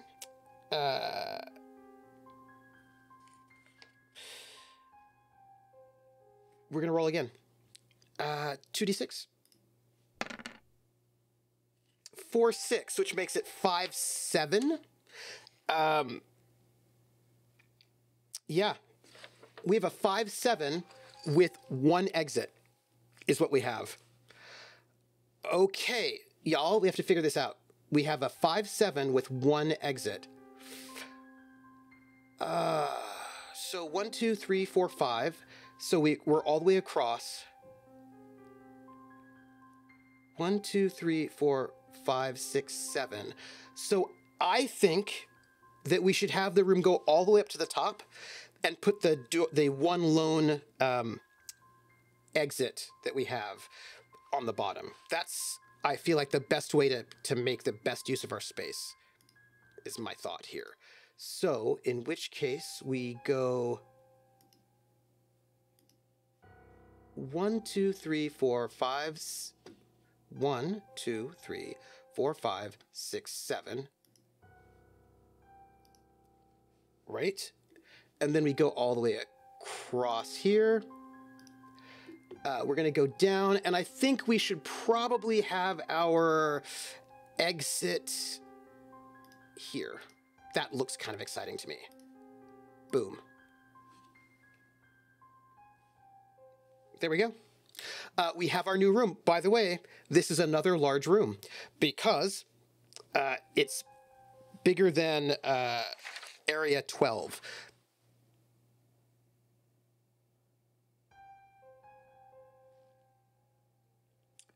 No. That's only for the start of the dungeon level.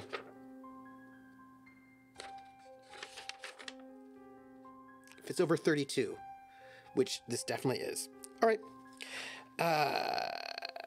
Let's roll it, shall we? Let's roll it. I don't know where look, we're almost done with this level. We're going to finish this level tonight, and then I'm very excited. So let's see. 2d6. Oh my gosh. Okay. This is very exciting. Sorry. This is like, it's very zen. I wouldn't worry about it. 2, 2. 4. That's the old mess hall. We already got it, so we have to re-roll because it's, we have to do it again. Here we go. All right. What do we got? A 10. Okay. We have come upon a new place. As our heroes, Testaklees the Brave, steps into this room. There is a large slate monolith which stands in the center of this room. Hanging from it is a gold amulet worth a whole bunch of stuff, and it has 4 slots. If I have any gems, I may roll, but I do not have 4 gems. So there's a gold amulet. I think we could just take that gold amulet, right? Like, that seems like a thing to do, right? Like, we're gonna just desecrate this shrine. I don't think we feel bad about that, right? I feel like we don't.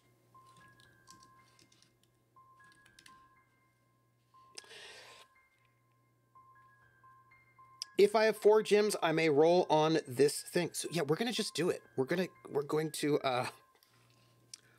take this amulet.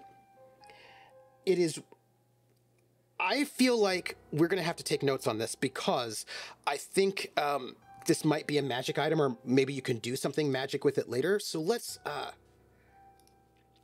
note this. I feel like we're gonna need to note this special item because it seems important. So this is going to be a gold amulet with 4 slots. 1, 2, 3, 4, and it's worth 2d6 gold coins. Let's say that's worth 5 gold coins. Bah.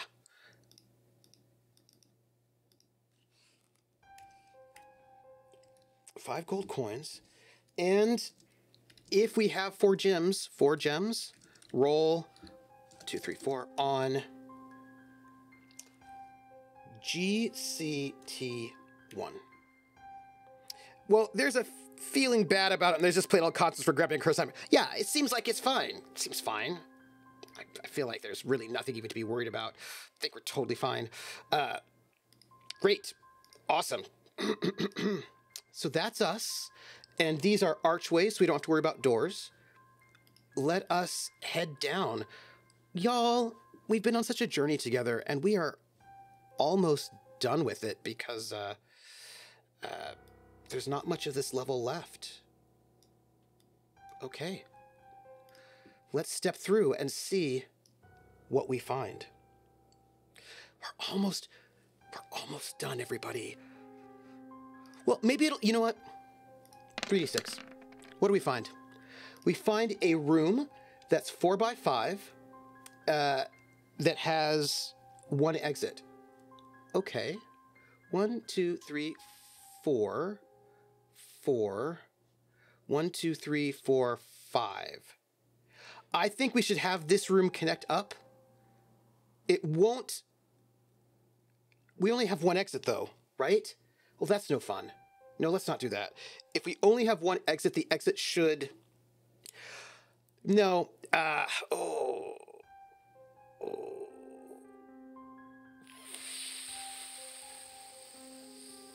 1, 2, 3, 4, 5. I want it to go down. We are allowed to, I believe we're allowed to like link things up. I think we're allowed to do that. I think that's fine. But let me just, because I want us, well, we do have that one last room down there. We could do it. I think it'd be fine. When we're making our exits, secret door you have to look for. Yeah, I still do have an arch there. That's true. I do. If an exit would lead to a space 1 square from a wall, do not add it. Okay. If an exit would lead to a space 1 square from the wall, don't add it. Fair. You cannot place an exit on a wall that already has an exit. If you have any exits you cannot place, ignore them. At each exit, place a single square made of 2 parallel lines. That's great. If there's not enough space on the map to draw the room dimensions, draw what you have. They're always rectangular. Occasionally, you will generate a room that extends out in front of another room's exit where no room has been generated. Feel free to connect the 2 rooms. It will mean an exit has already been added to the new room when you roll for the number of exits. At no point should you erase anything you draw, because it's canon. If you're left with spaces that are squeezed between corridors and rooms, and there can clearly be no room there, then you can draw a corridor and connect the spaces. No roll is needed. This reflects that the dungeon... Right, okay. When you reach the last room on the level, the final room going forward that can be placed in a given space, place a stair icon. Okay. So, let's do that. Let's have this room 1, 2, 3, 4. Let's connect it this way, and that'll be our room. Let's do that. That feels fair. Boom. Boom. Boom. Boom. Boom. That'll be this is our room. Let's see what's in this mysterious, which is funny, right? The room, the way to go downward is like right off the front room, and we didn't look the entire time. What was up with us? It's the last room we looked at. That's kind of how this goes. Well, Testaklees, what do we find? What kind of room is this? This is a 5-6, so this is a Oh.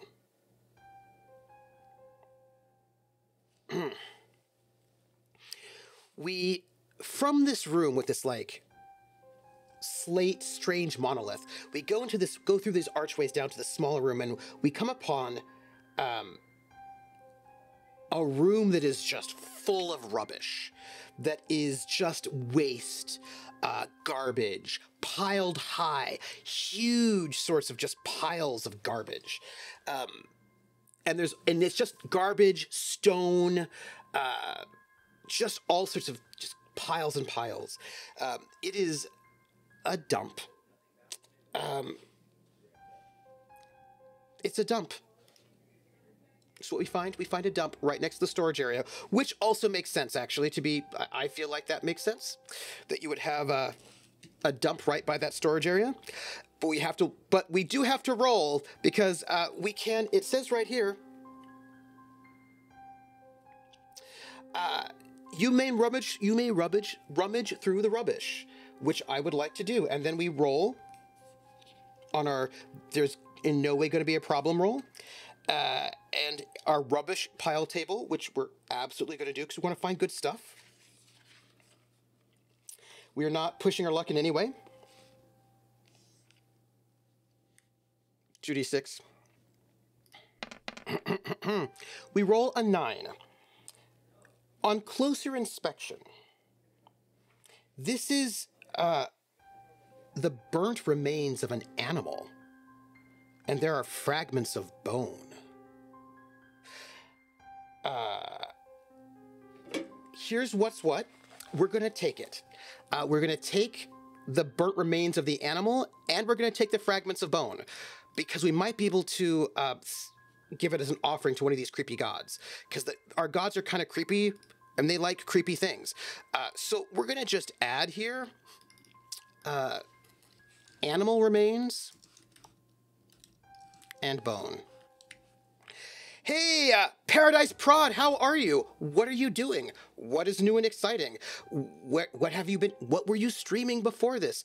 We are nearing the end of level 1 of our dungeon for 2d6 dungeon, a solo RPG where you procedurally generate your this dungeon.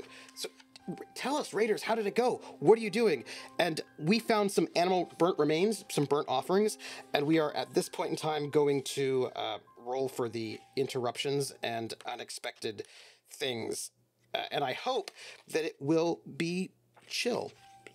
So Raiders, welcome in, and what were you streaming? What were you streaming? Interruptions and unexpecteds. Interruptions and unexpecteds. Let's find out. I'm looking it up. Interruptions and unexpecteds. Table 136. Tell me. I'm trying to stall. We're going to roll our 2d6, and we're going to find out what we find in this room as we enter it. We roll a 6 and a 5 for interruptions and unexpected table. So here we are in this dump. We're searching through the rubble, the piles of stone, the refuse. We find some kind of strange sacrifice. These burnt remains of an animal and their chipped bones. We continue searching, and we find a tall cabinet that is standing on one side of this room. Its doors are thick and heavy. And I try to pull open these doors, and as I do, it tips over. I have to roll 2d6, and I add my discipline, but I do not currently have any discipline.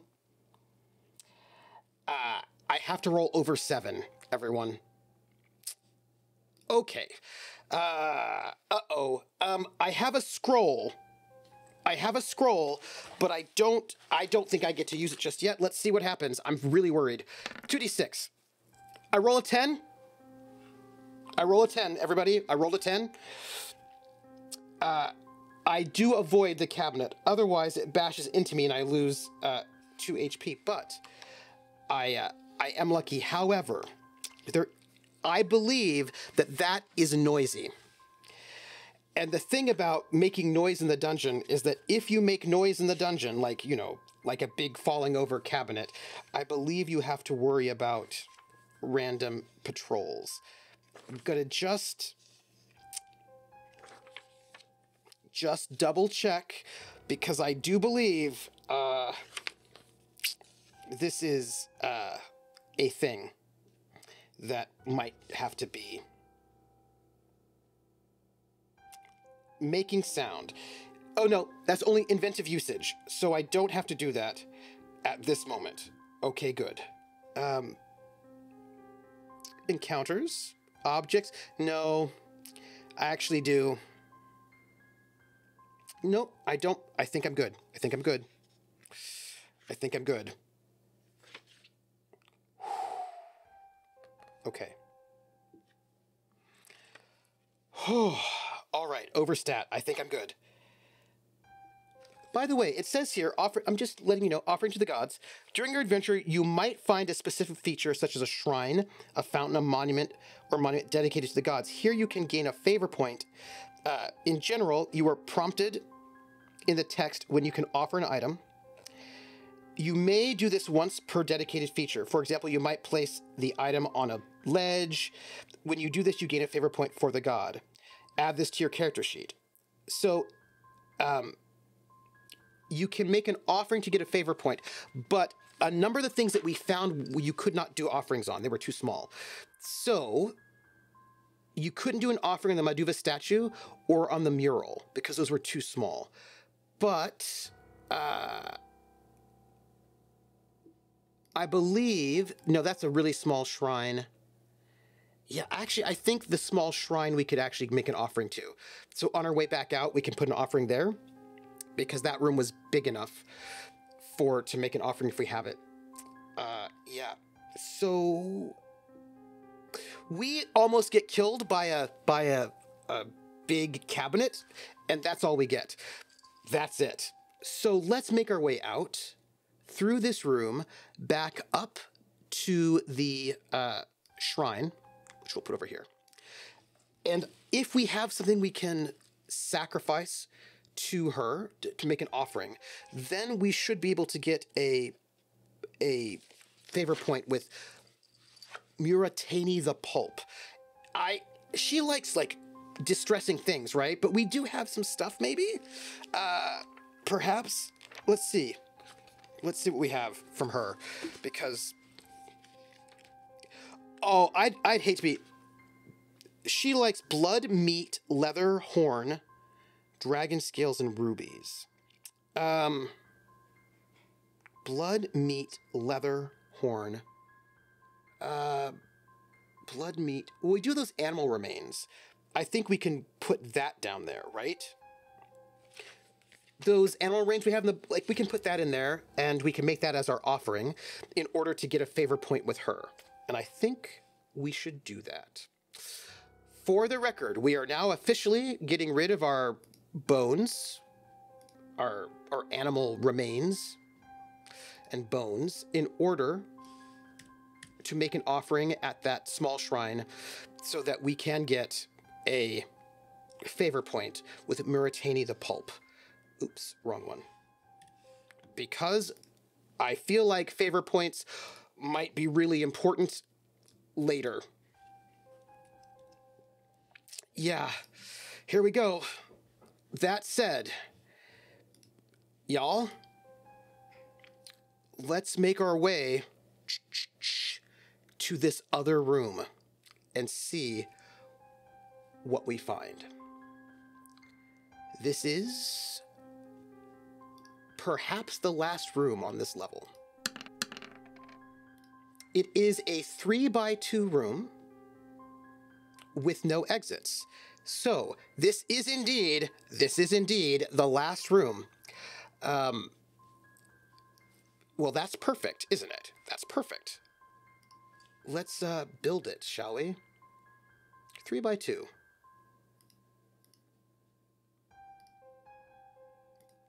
This is our last room. Hey, everybody. Last room. There's a thing that happens. Let's check it out. Okay, last room. Also, we've got a plan. I've got a plan. Last room. Small rooms, large rooms, corridors. This is our first time doing the last room. Here we go. When you reach the last room on the level, the final room going forward that can be placed in a given space, place a stair icon in the room with a downward pointing arrow next to it. Knowing it's the last room is about understanding your forward momentum. Your path will have led you to this last space. You might have left random rooms unexplored, doors you did not open but would have led to dead ends and are therefore blocked on all sides. More often than not, the last room is the final room on the journey through the level. It's potentially near the top of the page, maybe, with at least 75% of the dungeon area covered within your outer boundary, rooms and corridors. The last room you enter will contain the steps down to the next level. Spaces that are clearly dead ends do not have to be explored. The last room, this is it.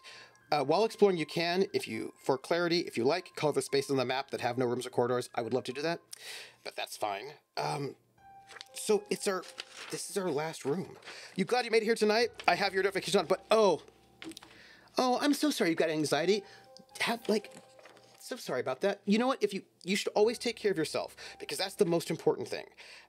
I support everyone, right? Doing self-care. We don't bite hard unless you ask. So let me see. Last room. Last room. I don't think we get any monsters, actually. This is just our last room. So this is going to mean a couple of things before we leave. We've got some things to do before we're done. And we're going to do a little bit of freehand drawing to give us our stairs downward. Mithiel, send you all the best vibes. So here's our stairs down. Let's make our arrow. This is us. So we know the way out, but I don't think we should go down this level until next Friday, clearly. But more importantly, I think we should try to find a ventilation shaft out so we can go to town before we go back down to the next level. And then we get to see what town is like. So let's try to find a ventilation shaft. I think we should try... This seems like a really good room to try to find a ventilation shaft. This one right here.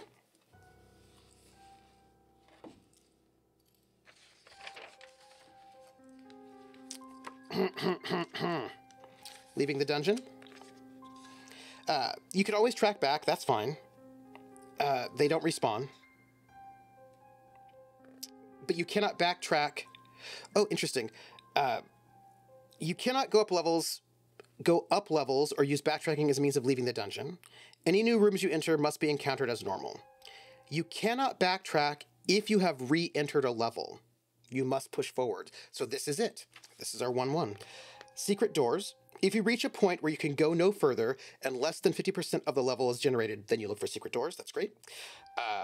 When you go down a level, there are a number of things to consider, but let's not worry about that yet. Let's get out. Let's go to the town. There are things here. There's like a, what do you call it? There's like a tavern, and we might get stuff. So we need to, where is it? Small rooms, large rooms, creating an adventurer, death, capacity, leveling up, health points. Look, y'all, I just saw that page. And we were just talking about it, as a matter of fact. I didn't find any lockpicks while we were here. Luckily, we got through, but, you know. Imagination, common sense, offerings to the gods, rations, narrative moments, combat, shifting the dice, missing, armor deflection, multiple creatures, potion bombs, love it, creature cards, magic, also love it. Power of the gods, lower levels, increasing difficulties, leaving the dungeon. Here we go. To leave the dungeon, you can leave it anytime you want. We have to be at a room with an outer boundary, which we are. And you must encounter the room, which we already did. Roll a d6 for each square adjoining the dungeon edge. If you roll a 6, then you find an exit shaft. So we have 1, 2, 3, 4, 5, 6. We have 7. We have 7 squares. We're going to search this. We're searching the wall to see if we can find an exit shaft that we can sort of sneak out of this dungeon before we come back. 7d6.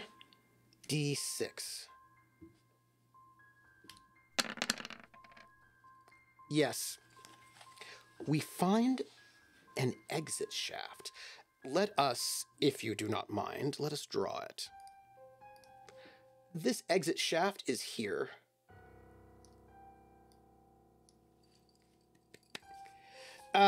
We got a room length of 7 because we rolled double ones. And when you roll double on the size of your room, you roll 2d6 again and add to that number, unless they're 2 6s, in which case you don't. So you can get a 7. We find the exit.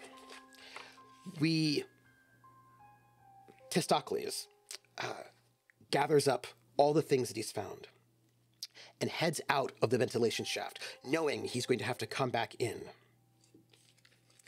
And it says here, you can only use once per level, which we've done. We can heal up, we're fine. We can sell our loot, buy items, etc., etc.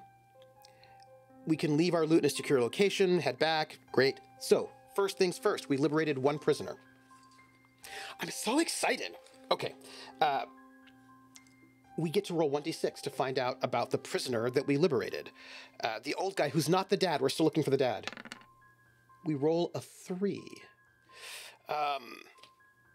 You hear that the prisoner was a pious worshiper of a random god. Yes, if you roll 5, 5 and get a 6, 6, you can get an 11 by 11 room. Yes, you could get a massive room. Absolutely. Yes. Yes. Yes. We have to roll for our random god. Hello, random god. Where are you? So the person that we rescued was a worshiper of a random god. Random god. Generic tables.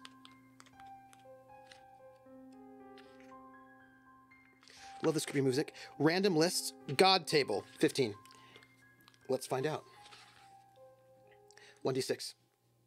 So, as we come into town, it's a small town, bustling and pleasant.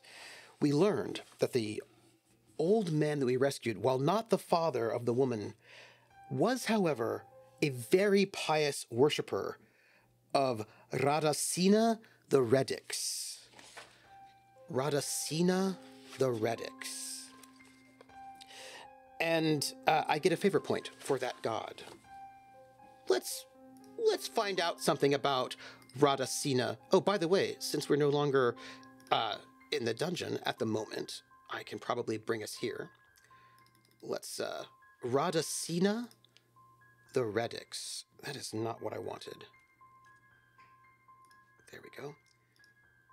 Copy. Let's put a favor point here. Radhasena the Redix. What do you look like, my friend? What are you about? Are you friendly? Radhasena the Redix. Favored items: seeds, roots, mushrooms, vegetables, acorns, and pearl. Radhasena knows the roots that run the earth with their life.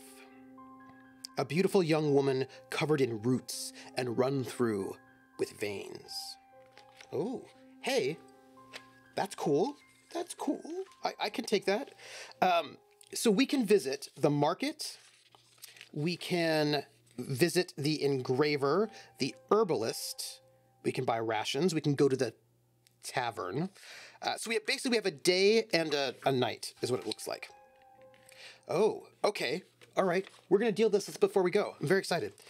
It says here...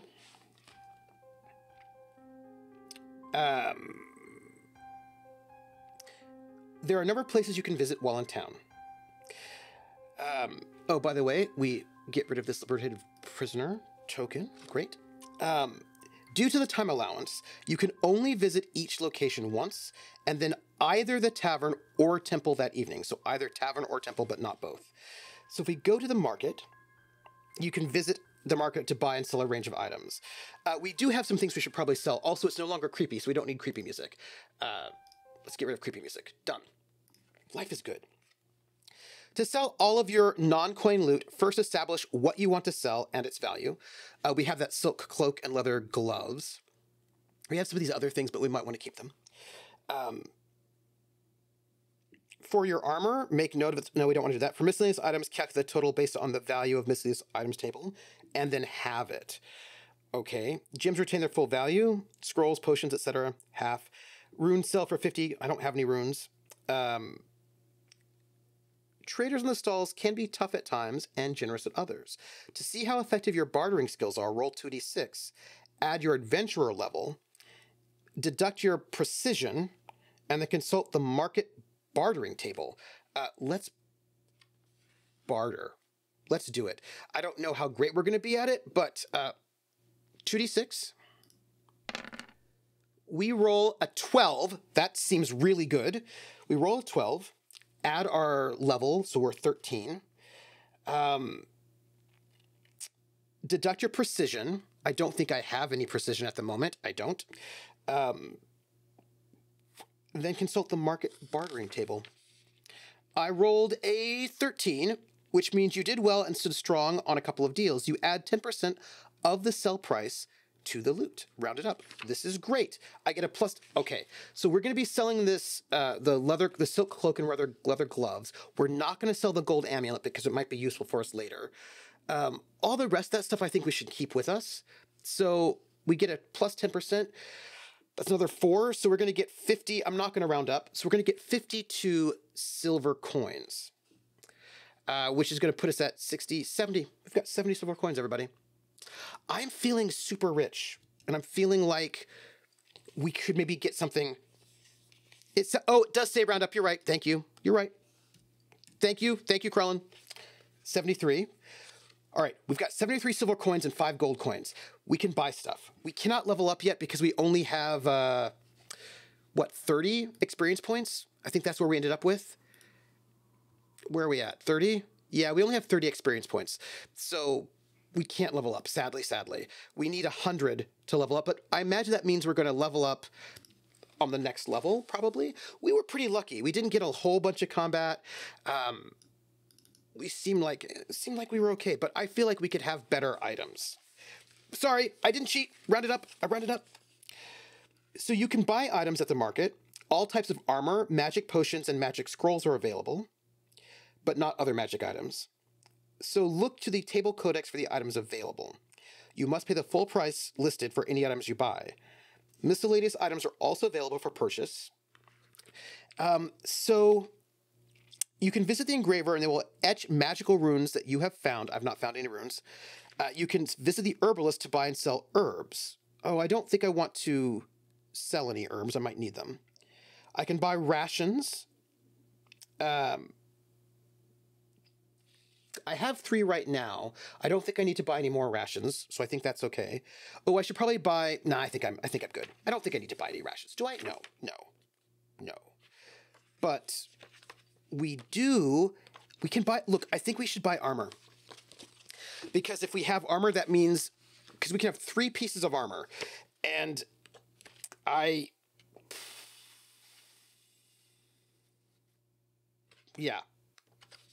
armor table. So here's what we got. We are currently wearing the jerkin, which is a 4. Some of this stuff is really expensive. We could get a.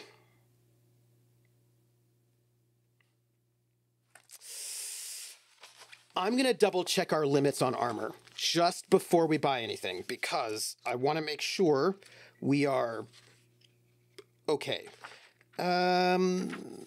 Just to make sure. You can select 1 piece of armor. Great. You can wear any combination of armor to a maximum of 3 pieces, but not duplicate pieces or items that cover the same part of the body. such as 2 shields, pairs of gauntlets, jackets, or plates. So if we have a jerkin, I feel like the padded tunic, the quilted coat, the doublet, those things all cover your chest. We could get the bishop's mantle. That's also chest. We could get the leather bracers, which are 26 gold pieces. We do not have enough money. We do not have enough money for armor, everybody. That is sad times. Nope. Nope. Nope. I would have liked to have bought armor, but we don't have the money for that. We need to become a lot more impressive. All right, Artie, thank you so much. We're gonna thank you for the yeah, we don't have enough money. We need way more money than we have, so we're not going to buy anything, which means I think the only thing we have left to do is before we end the stream for tonight, is to deal with what we want to do in the evening. This will be our end. We have the choice: tavern or temple. Night, Artie. And I think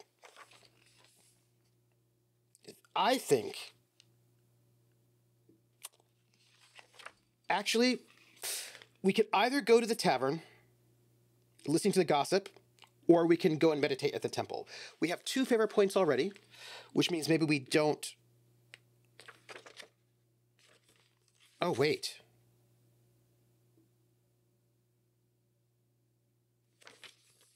Tavern or temple? Yeah. Hey, PB, how are you? So here's my question. What do you think? Do we go to the temple or the tavern? I feel like we should go to the tavern and check it out. By the way, PB is amazing, and you should follow them. At the local tavern, you may swap tales over a few pints. If you wish to do so, roll on the Tavern Exploits table. It could be that what you learn may reveal something useful for when you return to the dungeon. I think we will do that. Let's gossip in the dungeon, everybody. In the tavern, everybody. What do we got? A 9. You have a pleasant evening, but nothing useful is discussed or wisdom received. Bummer. So I think actually that now is the end of... I can arm wrestle at the town hall. Or I could have a bad time. So let's not do it. PB says, hope you all are doing well on this day. I'm very tired, but I want to stop by and see how your game is going. It's going really well. We have just finished the level. Basically, that's it. We have explored, and I can even show you the dungeon. Very exciting. We were not bloodied. We were not soaked. We didn't get any fever or pneumonia. We are quite far away from hitting level 2, which is making me a little nervous. But... hold on. Let's mark all of our victories. We have completed level 1 of our dungeon, so we are one closer to becoming a legend. And I am there. Look, I think we're in a really good place. We've got to help this woman find her father who's locked up. There's a creepy dark cleric who's hanging out that we should maybe find. We do not have enough money to buy better armor, but I hope we will do. And we have really murdered a lot of people, but I think it's okay that we murdered them because they were bad. So this is our dungeon, that the first level of our dungeon that we explored. And we are going to be able to go down here to the second level of the dungeon next Friday. So this is the end of our session. To the dump. Yeah, we should go to the dump. We have to go to the dump. So this was 2D6 Dungeon, a solo RPG where you procedurally generate a dungeon, right? A good old dungeon. Find out what's in there. We murdered some folks. We found some folks. We were pretty lucky that we didn't get killed or hurt too badly. You won't be here to see it because your dark hair team is switching back to Fridays. Oh, really? Oh, bummer. But we did a really good job. And the thing is, I will tell you, I did a test of this before. I did a little test to see like how does it work? What do I need? And in that test, I had much bigger rooms, but I ran into a lot of bad things that tried to kill me a lot more. So I thought we did pretty well, but we're going to be going into the next level, and I've never been to the next level, which is, I imagine it's going to be worse. I imagine the lower the levels, the deeper you go in the dungeon, the worse everything gets for you. And I am excited to see what we find next Friday, and if Testaklees the Brave will be able to become a great hero and maybe even level up. I don't even know. So thank you for being here. This is, by the way, I'm actually really excited by the dice shifting mechanics and how, as combat moves on, you're going to basically get more shifts. That's really cool. I'm interested in what it looks like to do this, what the rules look like for groups. I think it's pretty great. Let's see. I'm going to just check to see if we have any messages, to see if anybody gave us any messages that I need to read out. No. So there are no messages for you to read? Great. Let's see. Where can you find me? Today is Friday. Tomorrow is Saturday. At noon tomorrow, you can find me here on this channel, Eastern, playing Rain World, where our goal is to try to eat as much food. That's our goal. Sunday, no, I'm not currently streaming RPGs on Sundays at the moment because I've got a lot of work to do. But Monday at 8:30 p.m. Eastern over at Wandering DM's channel will be Montreal by Night. And on Thursday will be Disco Elysium. And then, on Friday, we're going to come back to 2D6 Dungeon. And between now and next Friday, I'm going to be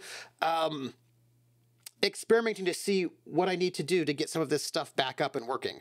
And I'm really excited to find out how it goes. And look, when you see me next Friday, I am going to, I actually have some thoughts.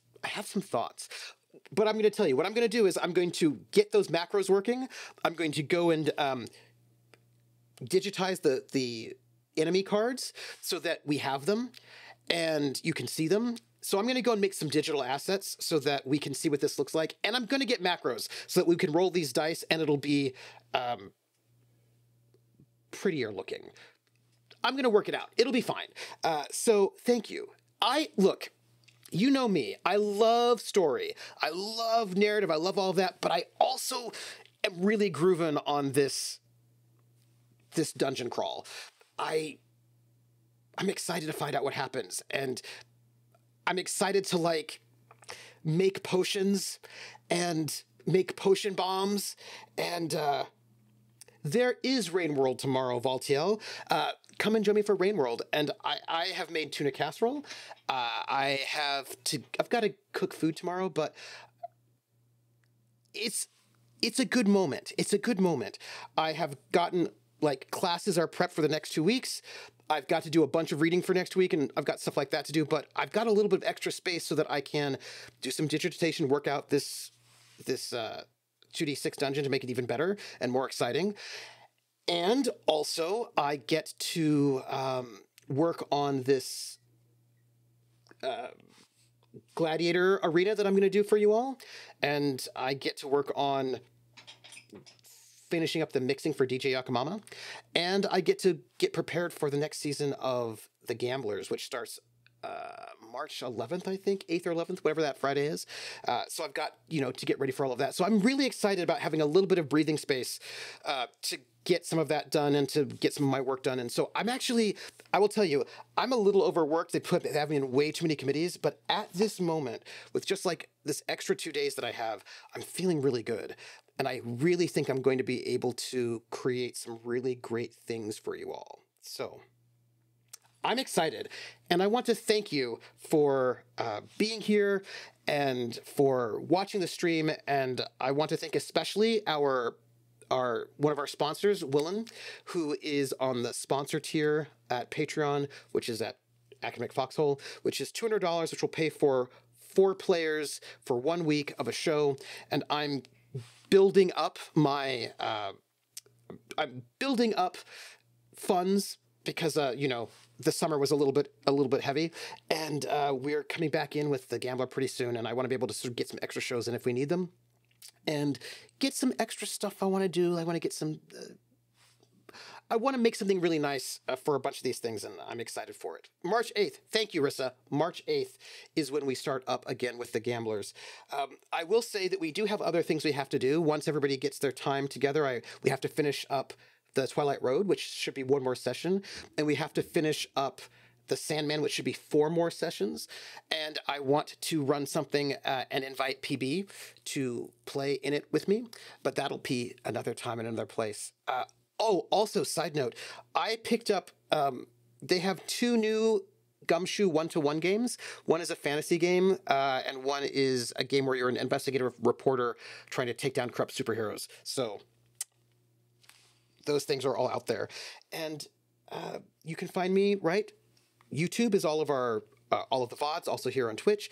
That's at troopersjp. You can find me, we have a merch store where you can get great merch for the Gamblers and general stuff, and that's at Academic Foxhole, Fourth Wall. Academic Foxhole is also the Patreon, and then you can find me at Twitter at troopersjp. Academic Foxhole and Bluesky at one of those. That's it. That's me.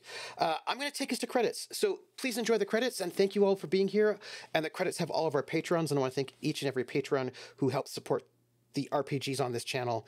And have a good night, everybody. And I am going to eat something delicious. Goodbye, everybody.